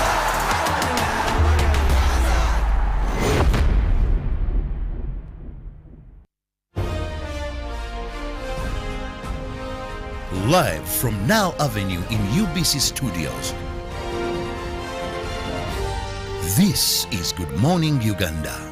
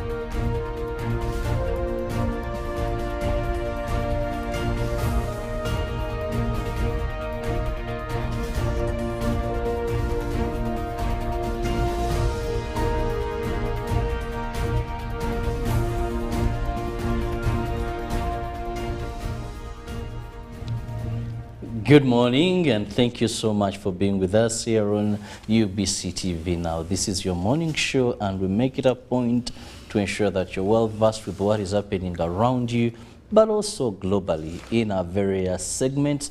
And we don't forget to spice up your morning every weekday here to ensure that, you know, sometimes the nights could have been much darker, but we have some light moments. So make it a date with us every weekday to start your day with us here on UBC TV.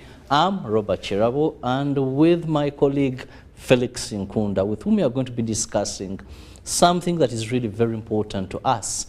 And globally it has been recognized as a problem, and we need to give it specific emphasis. We are in the 16 days of activism against domestic violence or gender-based violence. Most of it is known as gender-based violence. And we know civil society, government, they are carrying on a lot of awareness on how best we can stop gender-based violence. Now, many people think it only occurs to the women. Yes, they could be the majority of the victims, but also the men experience various forms of violence in that regard. Now, we want to look at how best can parties be involved in this. We want to look at the politicians, we look at the spiritual, different categories of people, how they can be part of this campaign. We've lost lives, people have lost body parts, families have broken up, destinies of children in these homes or whose parents are actually either victims or perpetrators of this crime have had their destiny, their future totally destroyed. Felix, when we talk about gender-based violence, just throw more light for our viewer this morning, what are we referring to? Well, basically, it is that rallies behind the concept of finding responsibility, finding individualism, finding inability, basing on whether one is a man or woman. It's basically, in other words, what one would say is the friction between the difference, or the indifferences in sex. Simply the friction between the indifferences in sex. And by sex we mean male and female. So at the point where they clash, that's what we call the gender-based violence.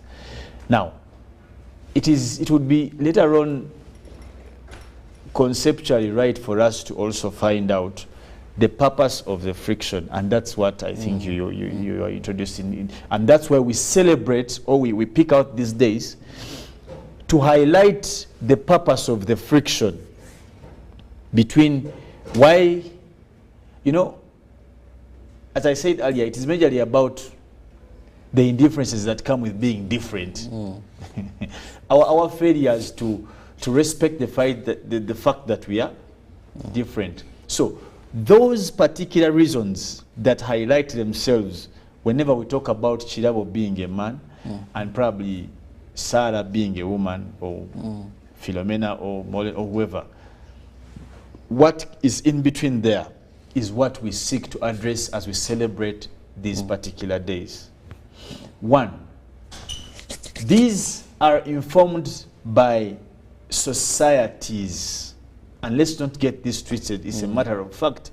No wonder the aspects to address for gender-based violence are not universal. You'll be surprised that they change in respect to societies. They change in respect to societies. One, the challenges they face in terms of gender-based violence for people in Asia are different. The challenges in terms of gender-based violence people face in Europe are totally different. Very true. When you go to the Americans of this the continent, they are totally different. And when you come to Africa, they are equally different. Now, I'm trying to show you that's in terms of geographical appreciation. Thereafter, you may want to get into that is geographical. Now, you may want to go on a tour of discussion in terms of what you call, maybe we can look at it as professional. You get it? Because all those are, as I told you, for us to understand why these days is, we'll pick them out, is to make highlight of these things in the middle. And one of them is that when you go to different geographical areas, the challenges are different. But all those are informed by the indifferences in civility. Civilization informs most of the differences between why this continent acts like this towards the gender-based, you know, why this continent acts like this. You will find that the common denominator in all of the indifferences is entirely about the levels of civilization. Now, that was said, it explains that some of the things that are happening in Africa today may never, or they ceased long time ago to happen, for example, in Europe. When you look at maybe rates of beating women or this, the other ones may now look at psychological torture forms and this. But today, for about a decade, coming back home here, or plus, there has been a lot of activism, Felix, to ensure that we reduce gender-based violence. If you're to look at the non-government organizations registration bureau, you'll find that almost 30% or 40% of the organizations, of the NGOs that we have, or civil societies that we have in this country, are registered under eliminating, reducing gender-based violence. But when you look at reports coming in from police, when you look at reports coming in from these civil society organizations, it seems gender-based violence is on an increase, not reducing. I agree with you, Robert. And the reason is simple, that we are addressing the wrong issues. So, for me, to make a simple conclusion about this topic, Robert, as you get, as I cue out, is one: we need to refocus our efforts towards addressing the actual challenges, but also keeping in respect the fact that our levels of civilization, do they allow us to tackle this the way we want to tackle it? When you talk about NGOs, NGOs are bringing what we call foreign solutions to a domestic problem that may not necessarily. That's why you're having statements like equality, all this. But I think we must own it together and agree to fix this problem in the resources we have, as appreciating who we are. For me, that's key, Robert. Well, I want to thank you so very much, Felix. We'll have a short break, and when we return, we'll be discussing issues that regard our city. Let's take a short break, and we'll return later.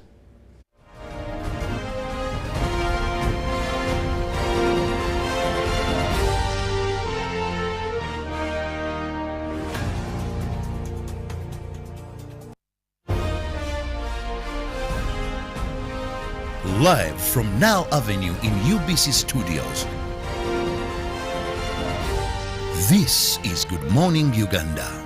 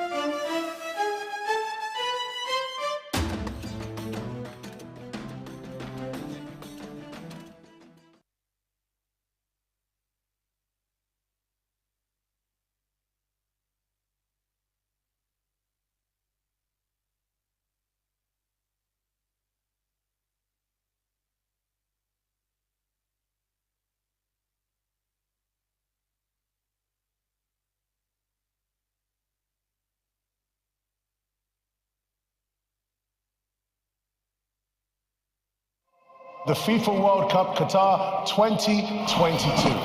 The wait is over.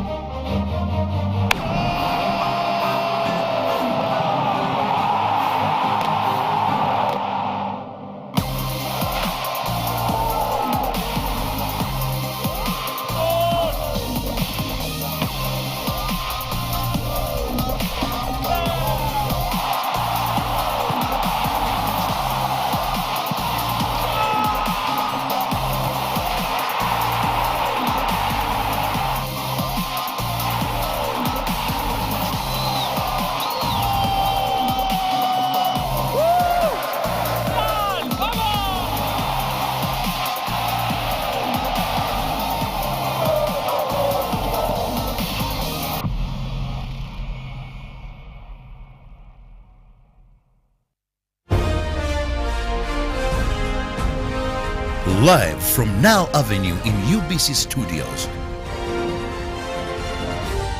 This is Good Morning Uganda.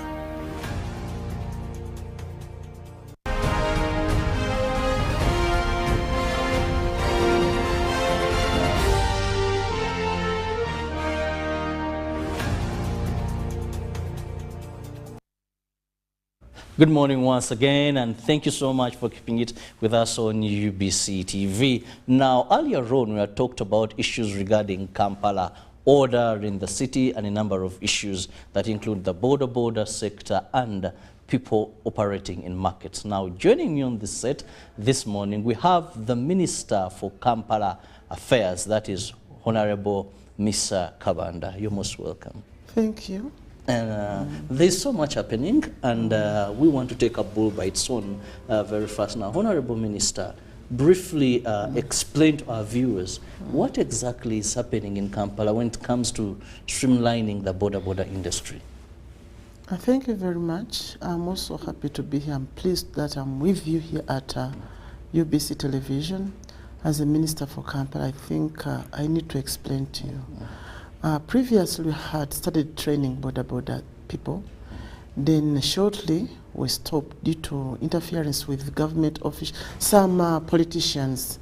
But we've resumed to train them because, as you also see, Boda Bodas are making a lot of accidents in Kampala. There are so many casualties with Boda Bodas. Mulago is full of Boda Boda people with accidents, fractures, and other things.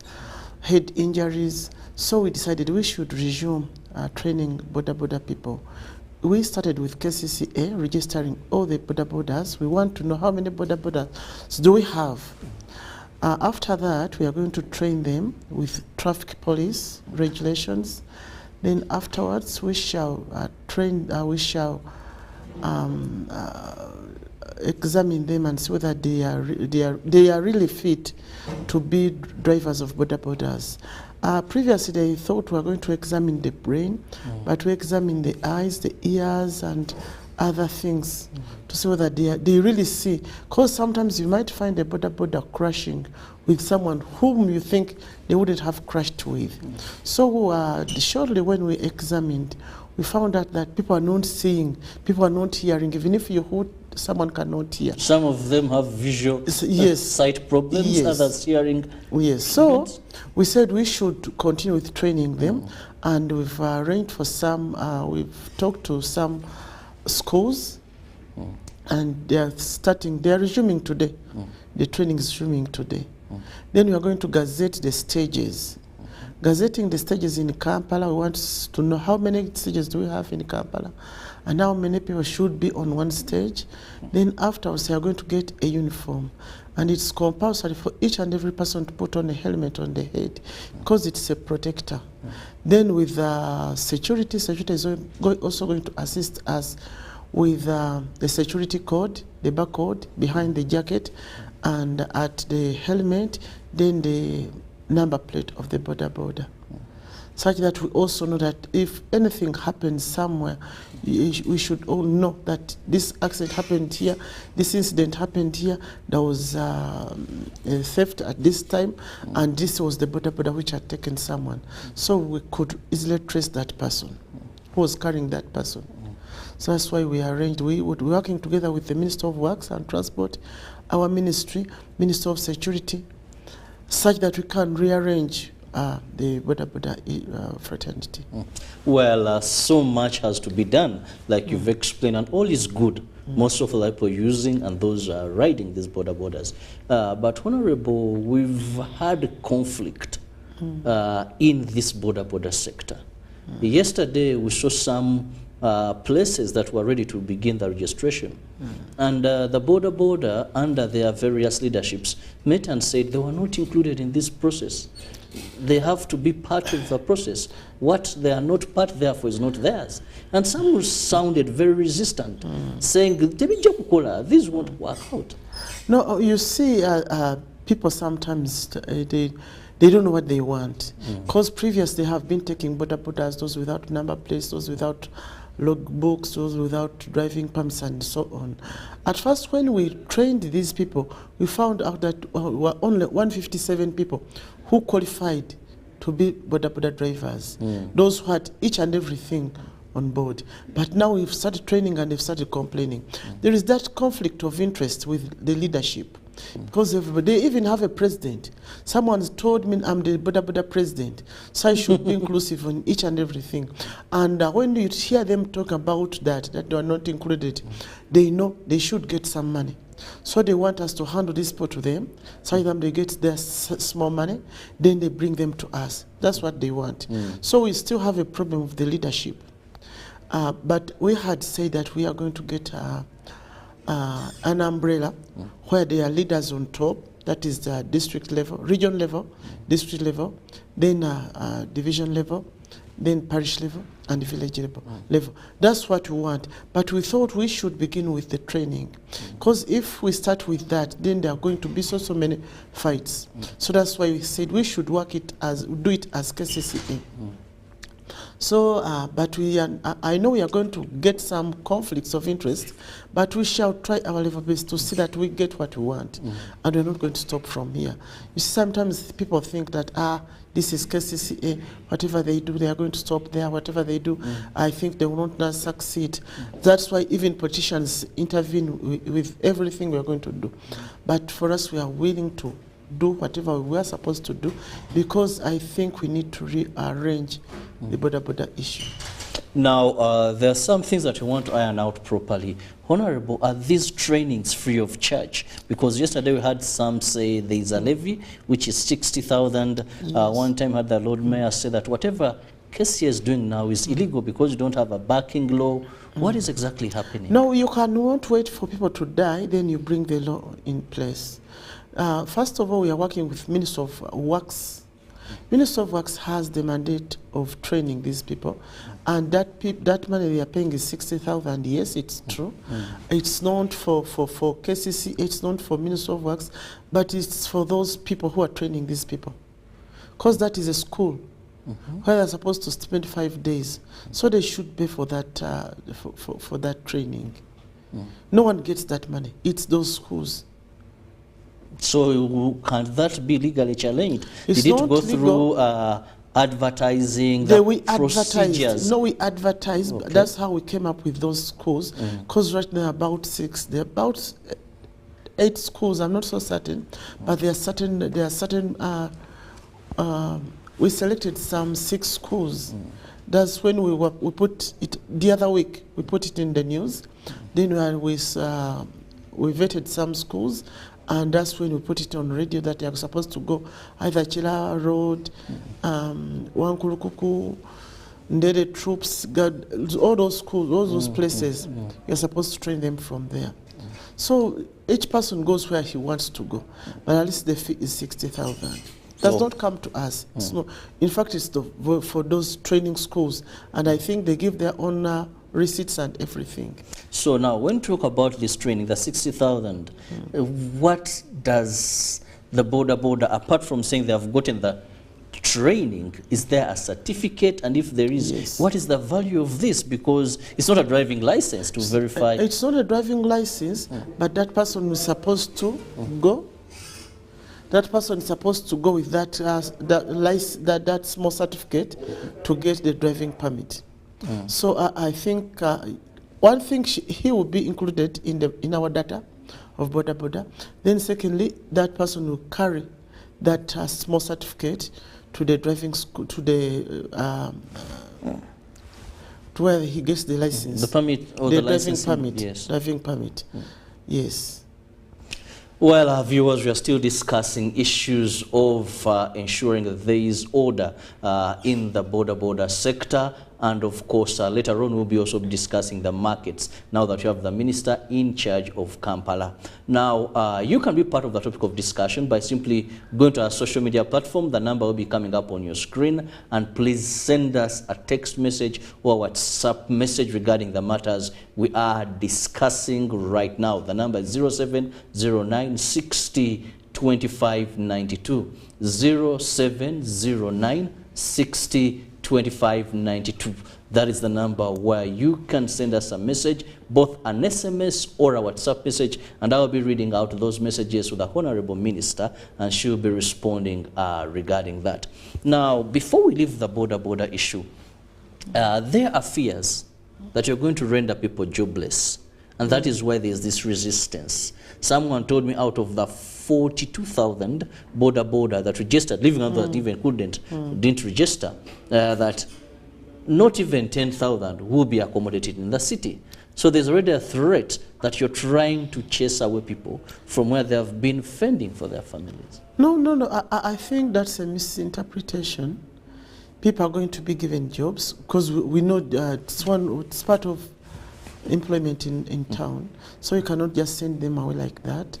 But we just want to streamline. If they accept, if they agree to work with us, they're going to be streamlined. They need a clear mindset change in order to be accommodated in town.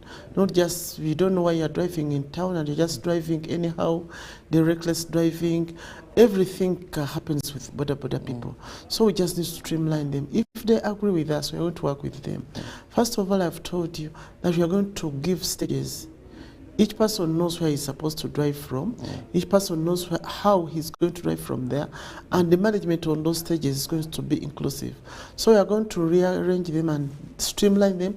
Then they work in town. Not everybody is going to work in town. There is what we call a CBD. That is people working in central business. That number will be limited. But there are some other, when we talk about Kampala district, we talk about Nakawa, Machindie, Rubaga, Kawempe, then central, the central division. So we shall tell that you are supposed to drive from Kawempe, you are supposed to drive from Rubaga. When you carry someone from Rubaga, you drop her in town, then you go back. Then someone who is driving from Kampala is also going to be driving within Kampala. Like that. Honorable, how practical is that? Because if I'm going, for example, to Nakawa, I'm coming from Machindi.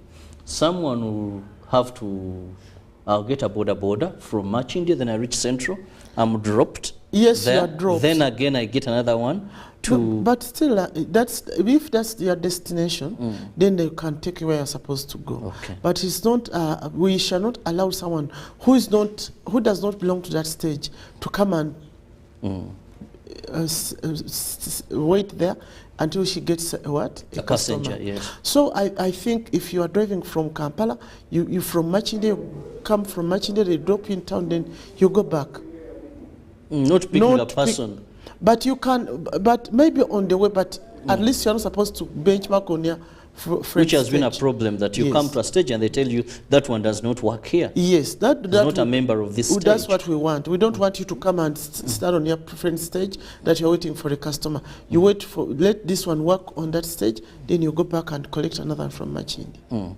Well, regulating, streamlining the Boda industry is what we are discussing. I see messages coming in. Please keep them coming and not call that line. That is the 0709 60 25 92. Do not call that line. Just send us an SMS or a text message on that number, and I'll be reading them to the Honorable Minister. We are still looking at the Boda industry and seeing the two issues that KCA is now grappling with to ensure sanity and order. That is the Boda sector, and we will also be looking at the market sector there. But finally, from the borders, Honorable Minister, what confidence do you have or assurance to Ugandans that this time now KCCA is going to succeed in these efforts, where we are seeing the political wing totally disagreeing with what you're doing, where we are seeing other people in this border sector that may not be directly involved, but indirectly. For example, we know those that invest in this sector. A person has 500, 600 giving them out on loans. So when we look at other circumstances, we think that these may not see the light of the day, like gazetting stages, putting on uniform, the digital thing you're talking about on helmets, number plates. KCC has tried many times to regulate this sector, but still they have failed. Yesterday I saw, I think one, is it called Kawawa, one of the leaders of Nakawa, insisting that these things will not work. And second, anyone who dares tamper with this industry, we guarantee you, you swore. But I think we need to consult them as KCCA. We should work hand in hand with those people, those so-called leaders, because they have been with this, and they know them better than anybody else. So as KCC, I think in order to succeed with this program, we need to talk to the leaders, the current leadership, and we should, I agree with the consultation with the Boda Boda leadership, the current leadership. That's why I told you, we didn't want to start with the leadership because we might antagonize the program. So we should consult them, and we've advised them. In fact, after here, we are going to meet as top leadership to see how we are going to streamline the Boda Boda issue. We should include these people on board such that, because they are the ones to mobilize on our behalf, they should talk to these people, they should convince them to come for the training and other things. Because it's not an easy issue, but at least we know we should work with those people. Then secondly, they should also get something small from KCCE in order to do some work, because mobilizing, you don't go for work, you need to go to mobilize. So I think we should come up with a small fee for this current leadership in order to work for us. Well, continue sending in your messages as we look at the two sectors. Quickly, Honorable Minister, we want to move also to another issue that has sparked a lot of interest among the members, that is the presidential directive on markets. When he said now KCCA repossess these markets, let the administrators also give way for technical staff. Now, here the implementation becomes a problem. I was listening to the Lord Mayor, I said, well, we had to first pass a law for these directives to be able to work. Second is saying, no, we need an interim political leadership of the market. KCCA is removing the administrators and planning on fully repossessing with KCCA staff. Really, these conflicts here, this disorganization, we are playing with people's incomes, places where they earn what to feed their families. First of all, as someone who was in State House, I think I'm so satisfied with what the President decided on. In telling the KCCA people to take over management of markets, because they're supposed to. They had given their work to some other people who are not even qualified to do that job. That's why you have been hearing people shouting this one, this one, this one. So I think it was a good directive. But what I know, a presidential directive is an order, and it becomes a law when the president directs. So if you are waiting for him to sign the law, when he has given a directive, and yet he's the serious person who's going to sign for that law, I think we shouldn't wait for that. Me, when I'm given a directive by the president, I have to implement that directive. So I should not wait for that law, because I know he's the one who's going to sign the law. And by the way, it's not only Kampala markets, it's all Kampala around. Because yesterday when we were in cabinet, yes, even the local Minister for Local Government also told me that he was given a directive that they should take over the management of markets, food patrol, all those new markets in town and in other areas. So I think we thought about that, maybe because Kampala is the town city, it's in the middle of the it's capital city of the city, but at least it's not only Kampala. So we are taking over management of markets, which is the best option. KCC is still complaining about that management and other things. But it was councils which came up with the selling of markets. I think previously, before in Naba Sevana's day, they started selling these markets to Basajja Balaba and other people. Tendering them. Tendering them. But if they could work, put people in markets and start the real management, because President said we don't want middlemen, we don't want vendors, because also Kayongo was a vendor in Owino market. Then he started leading these people, and that's why when the fight started. So I think right now there has been some people managing markets, but without experience. So I think KCC should take lead in each and everything, and they start managing these markets, and we are going to enforce it. See that they manage the markets. Yes. Well, let me first take a look at some of the messages that are coming in. Please keep your messages coming in. However, give me your name and actually where you're watching us from. Let me begin with SMSs. Here, I'm Gerard from Fort Portal. KCCA has done a good work. Well, this one just comments. Then, special greetings, Honorable Minister. I'm Mugerua Ivan, streaming live from Kasese. I would like to appreciate you for the clear highlight on the Boda Boda registration issue. It has opened my mind and of many people in the industry who are poisoned by politicians. I'm so sure that they will, I'm so sure, no, not that they will, I think he wants to say, I'm so sure, know that they will turn up. Well, my brother, I think that they will turn up. Thanks very much. That is what your message said. Maybe he's so sure that they will turn up. Then Webale, we have a Uganda one. Webale kuleta hajati naye mugambe emitwalo mukaga sente nyingi nnyo. At least jibere emitwalo ebiri. Webale kuweereza Jaberi Ibra Kisugu stage. Mitwaro mukaga, meaning 60,000 is really much. so much. Then this one says, Mr. Kirabo, thanks for the program. I refer to, okay. Well, now, one issue is we can look at is the cost. The cost, yes. 60,000 is fairly so much, according to some of them. And also, now let me go to those from WhatsApp. Good morning, viewers and staff of UBC. Let us not jump to conclusions that the Lord Mayor and his staff have not done their research. I am sure they use all stakeholders who would like to remain anonymous. Some of the city technocrats are also Boda Boda riders.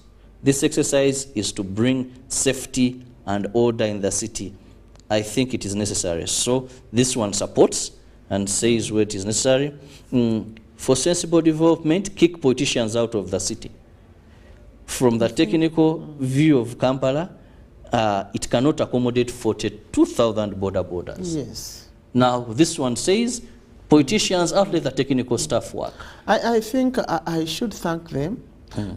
Viewers, thank you so much. And I think someone who has visited so many cities around Africa, or in Central Africa, or even in Arab Emirates and other cities, we don't always see Boda Bodas. But since we are still a poor country, we can still insist on using Boda Bodas, but we should streamline Boda Boda in order to work in town. Because we also appreciate that we get a lot of problems in Kampala. Even our investors, sometimes they fear to come to Kampala because of those issues of Boda Boda. And we are also, you might find a minister like me with 5,000 Boda Bodas.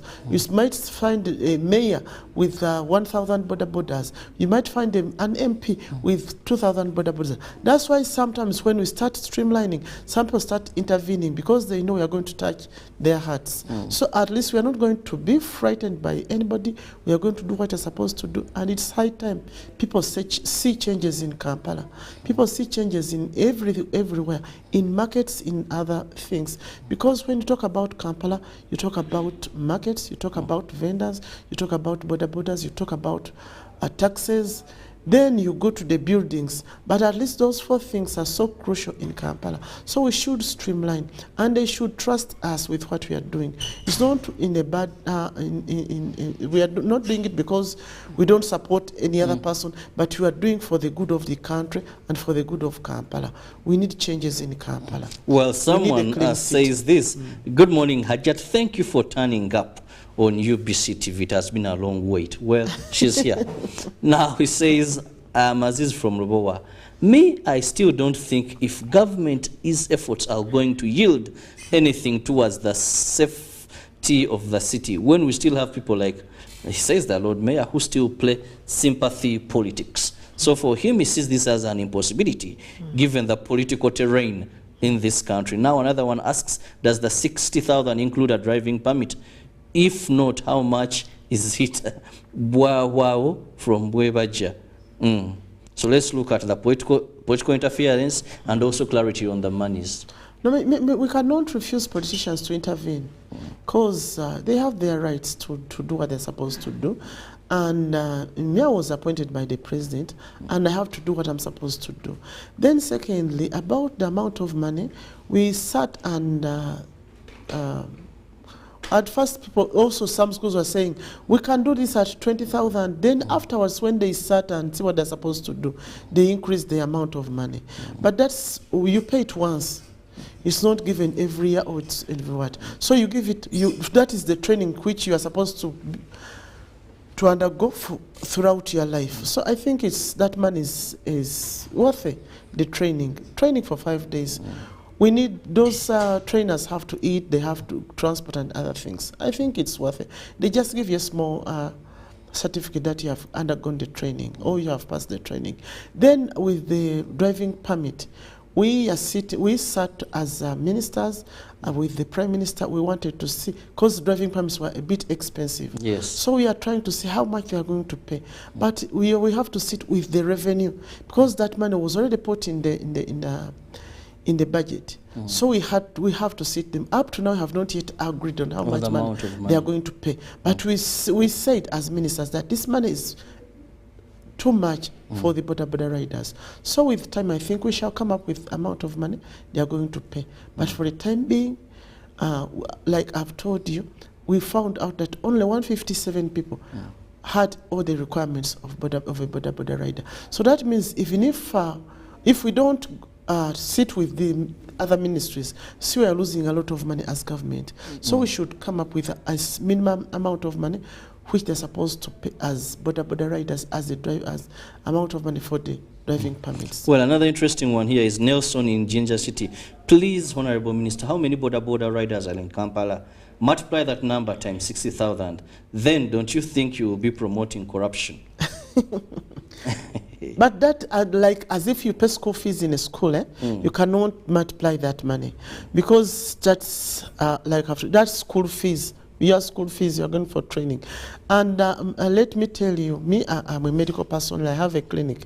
Before I was working in my clinic, people used to come to ask for those certificates, medical certificates, and they could pay some amount of money.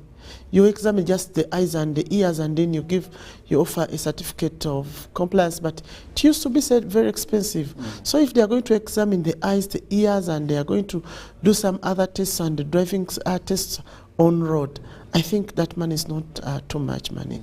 It's not corruption. Now we have a very interesting question coming in. Hajat Jambo Afande, Boda Boda riders should know that a directive isn't a topic of discussion. Government is struggling for the majority Ugandans, not minority. Then he says, with markets, you are giving out someone's property.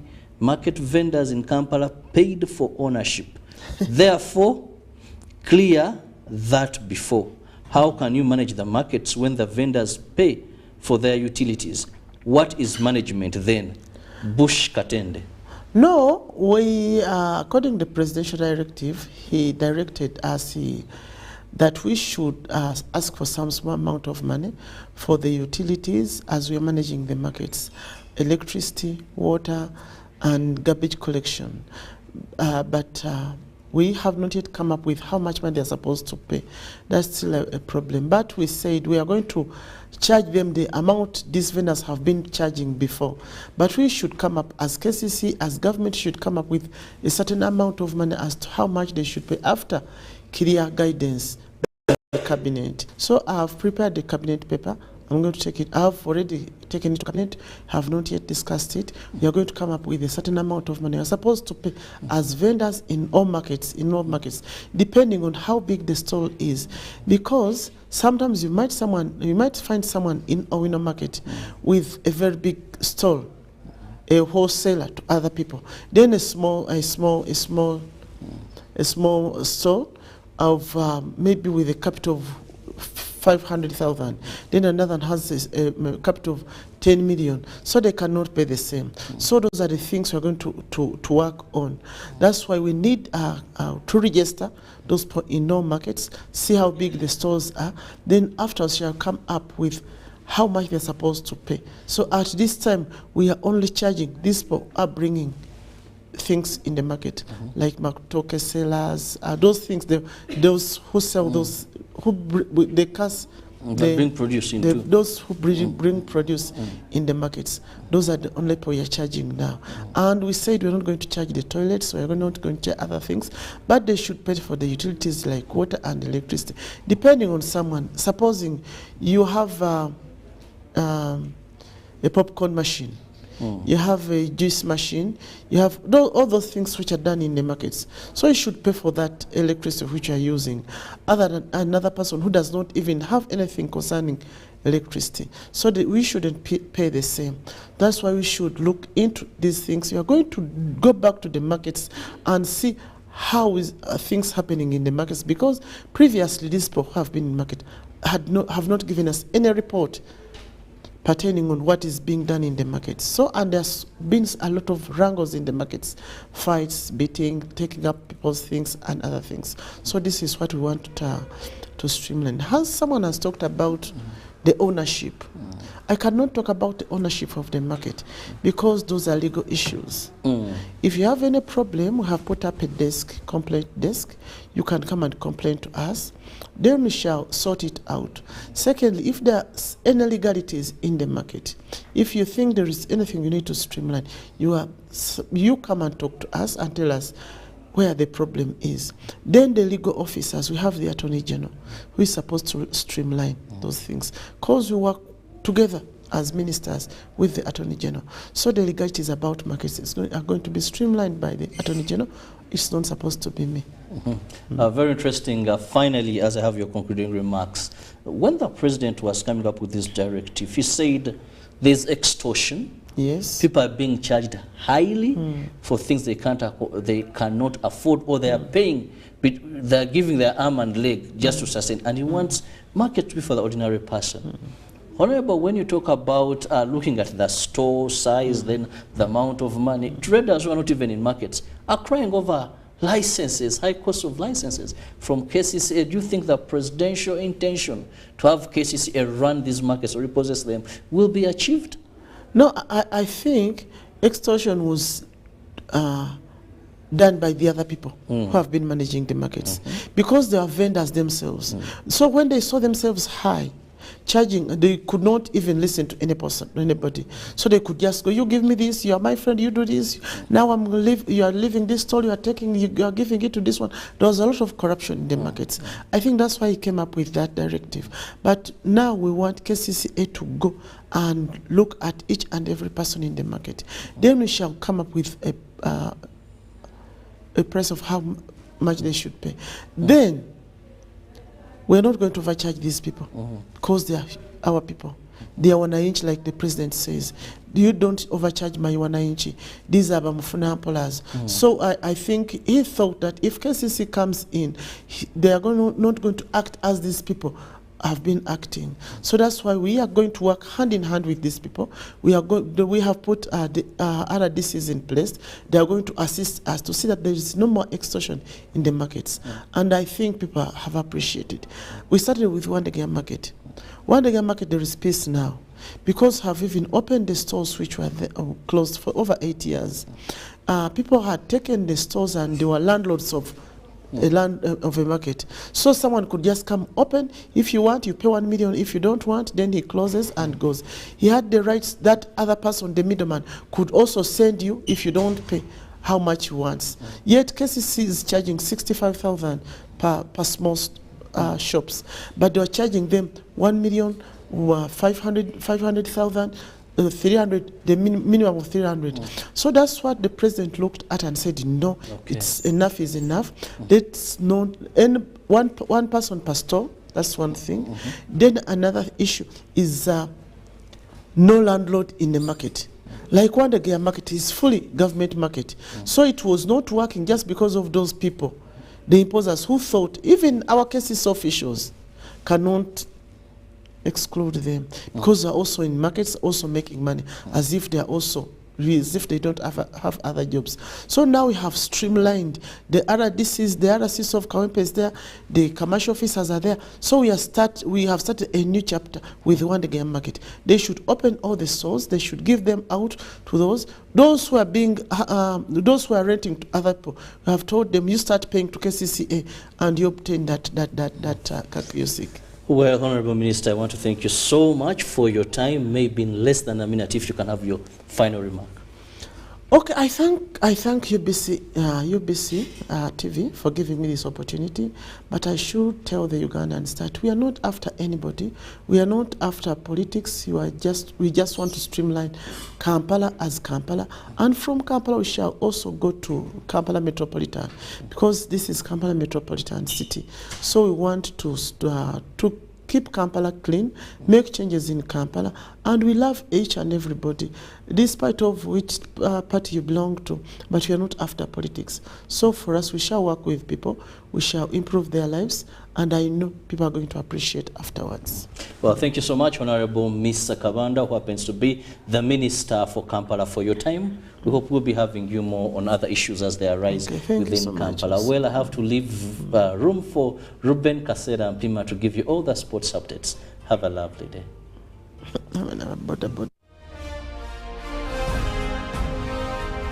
Live from UBC Studios in Kampala. This is Good Morning Uganda. The FIFA World Cup Qatar 2022. The wait is over.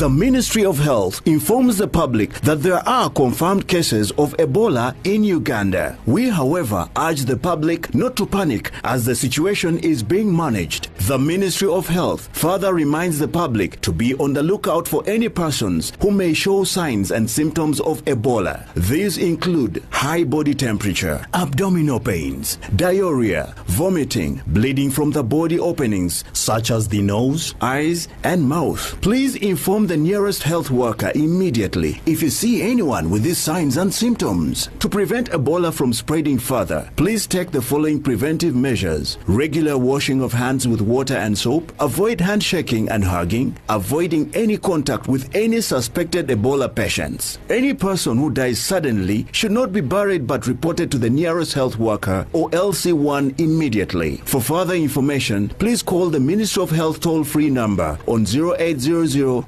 100-066 or send a free SMS to your report on 8500. This message is from the Ministry of Health with support from UNICEF and World Health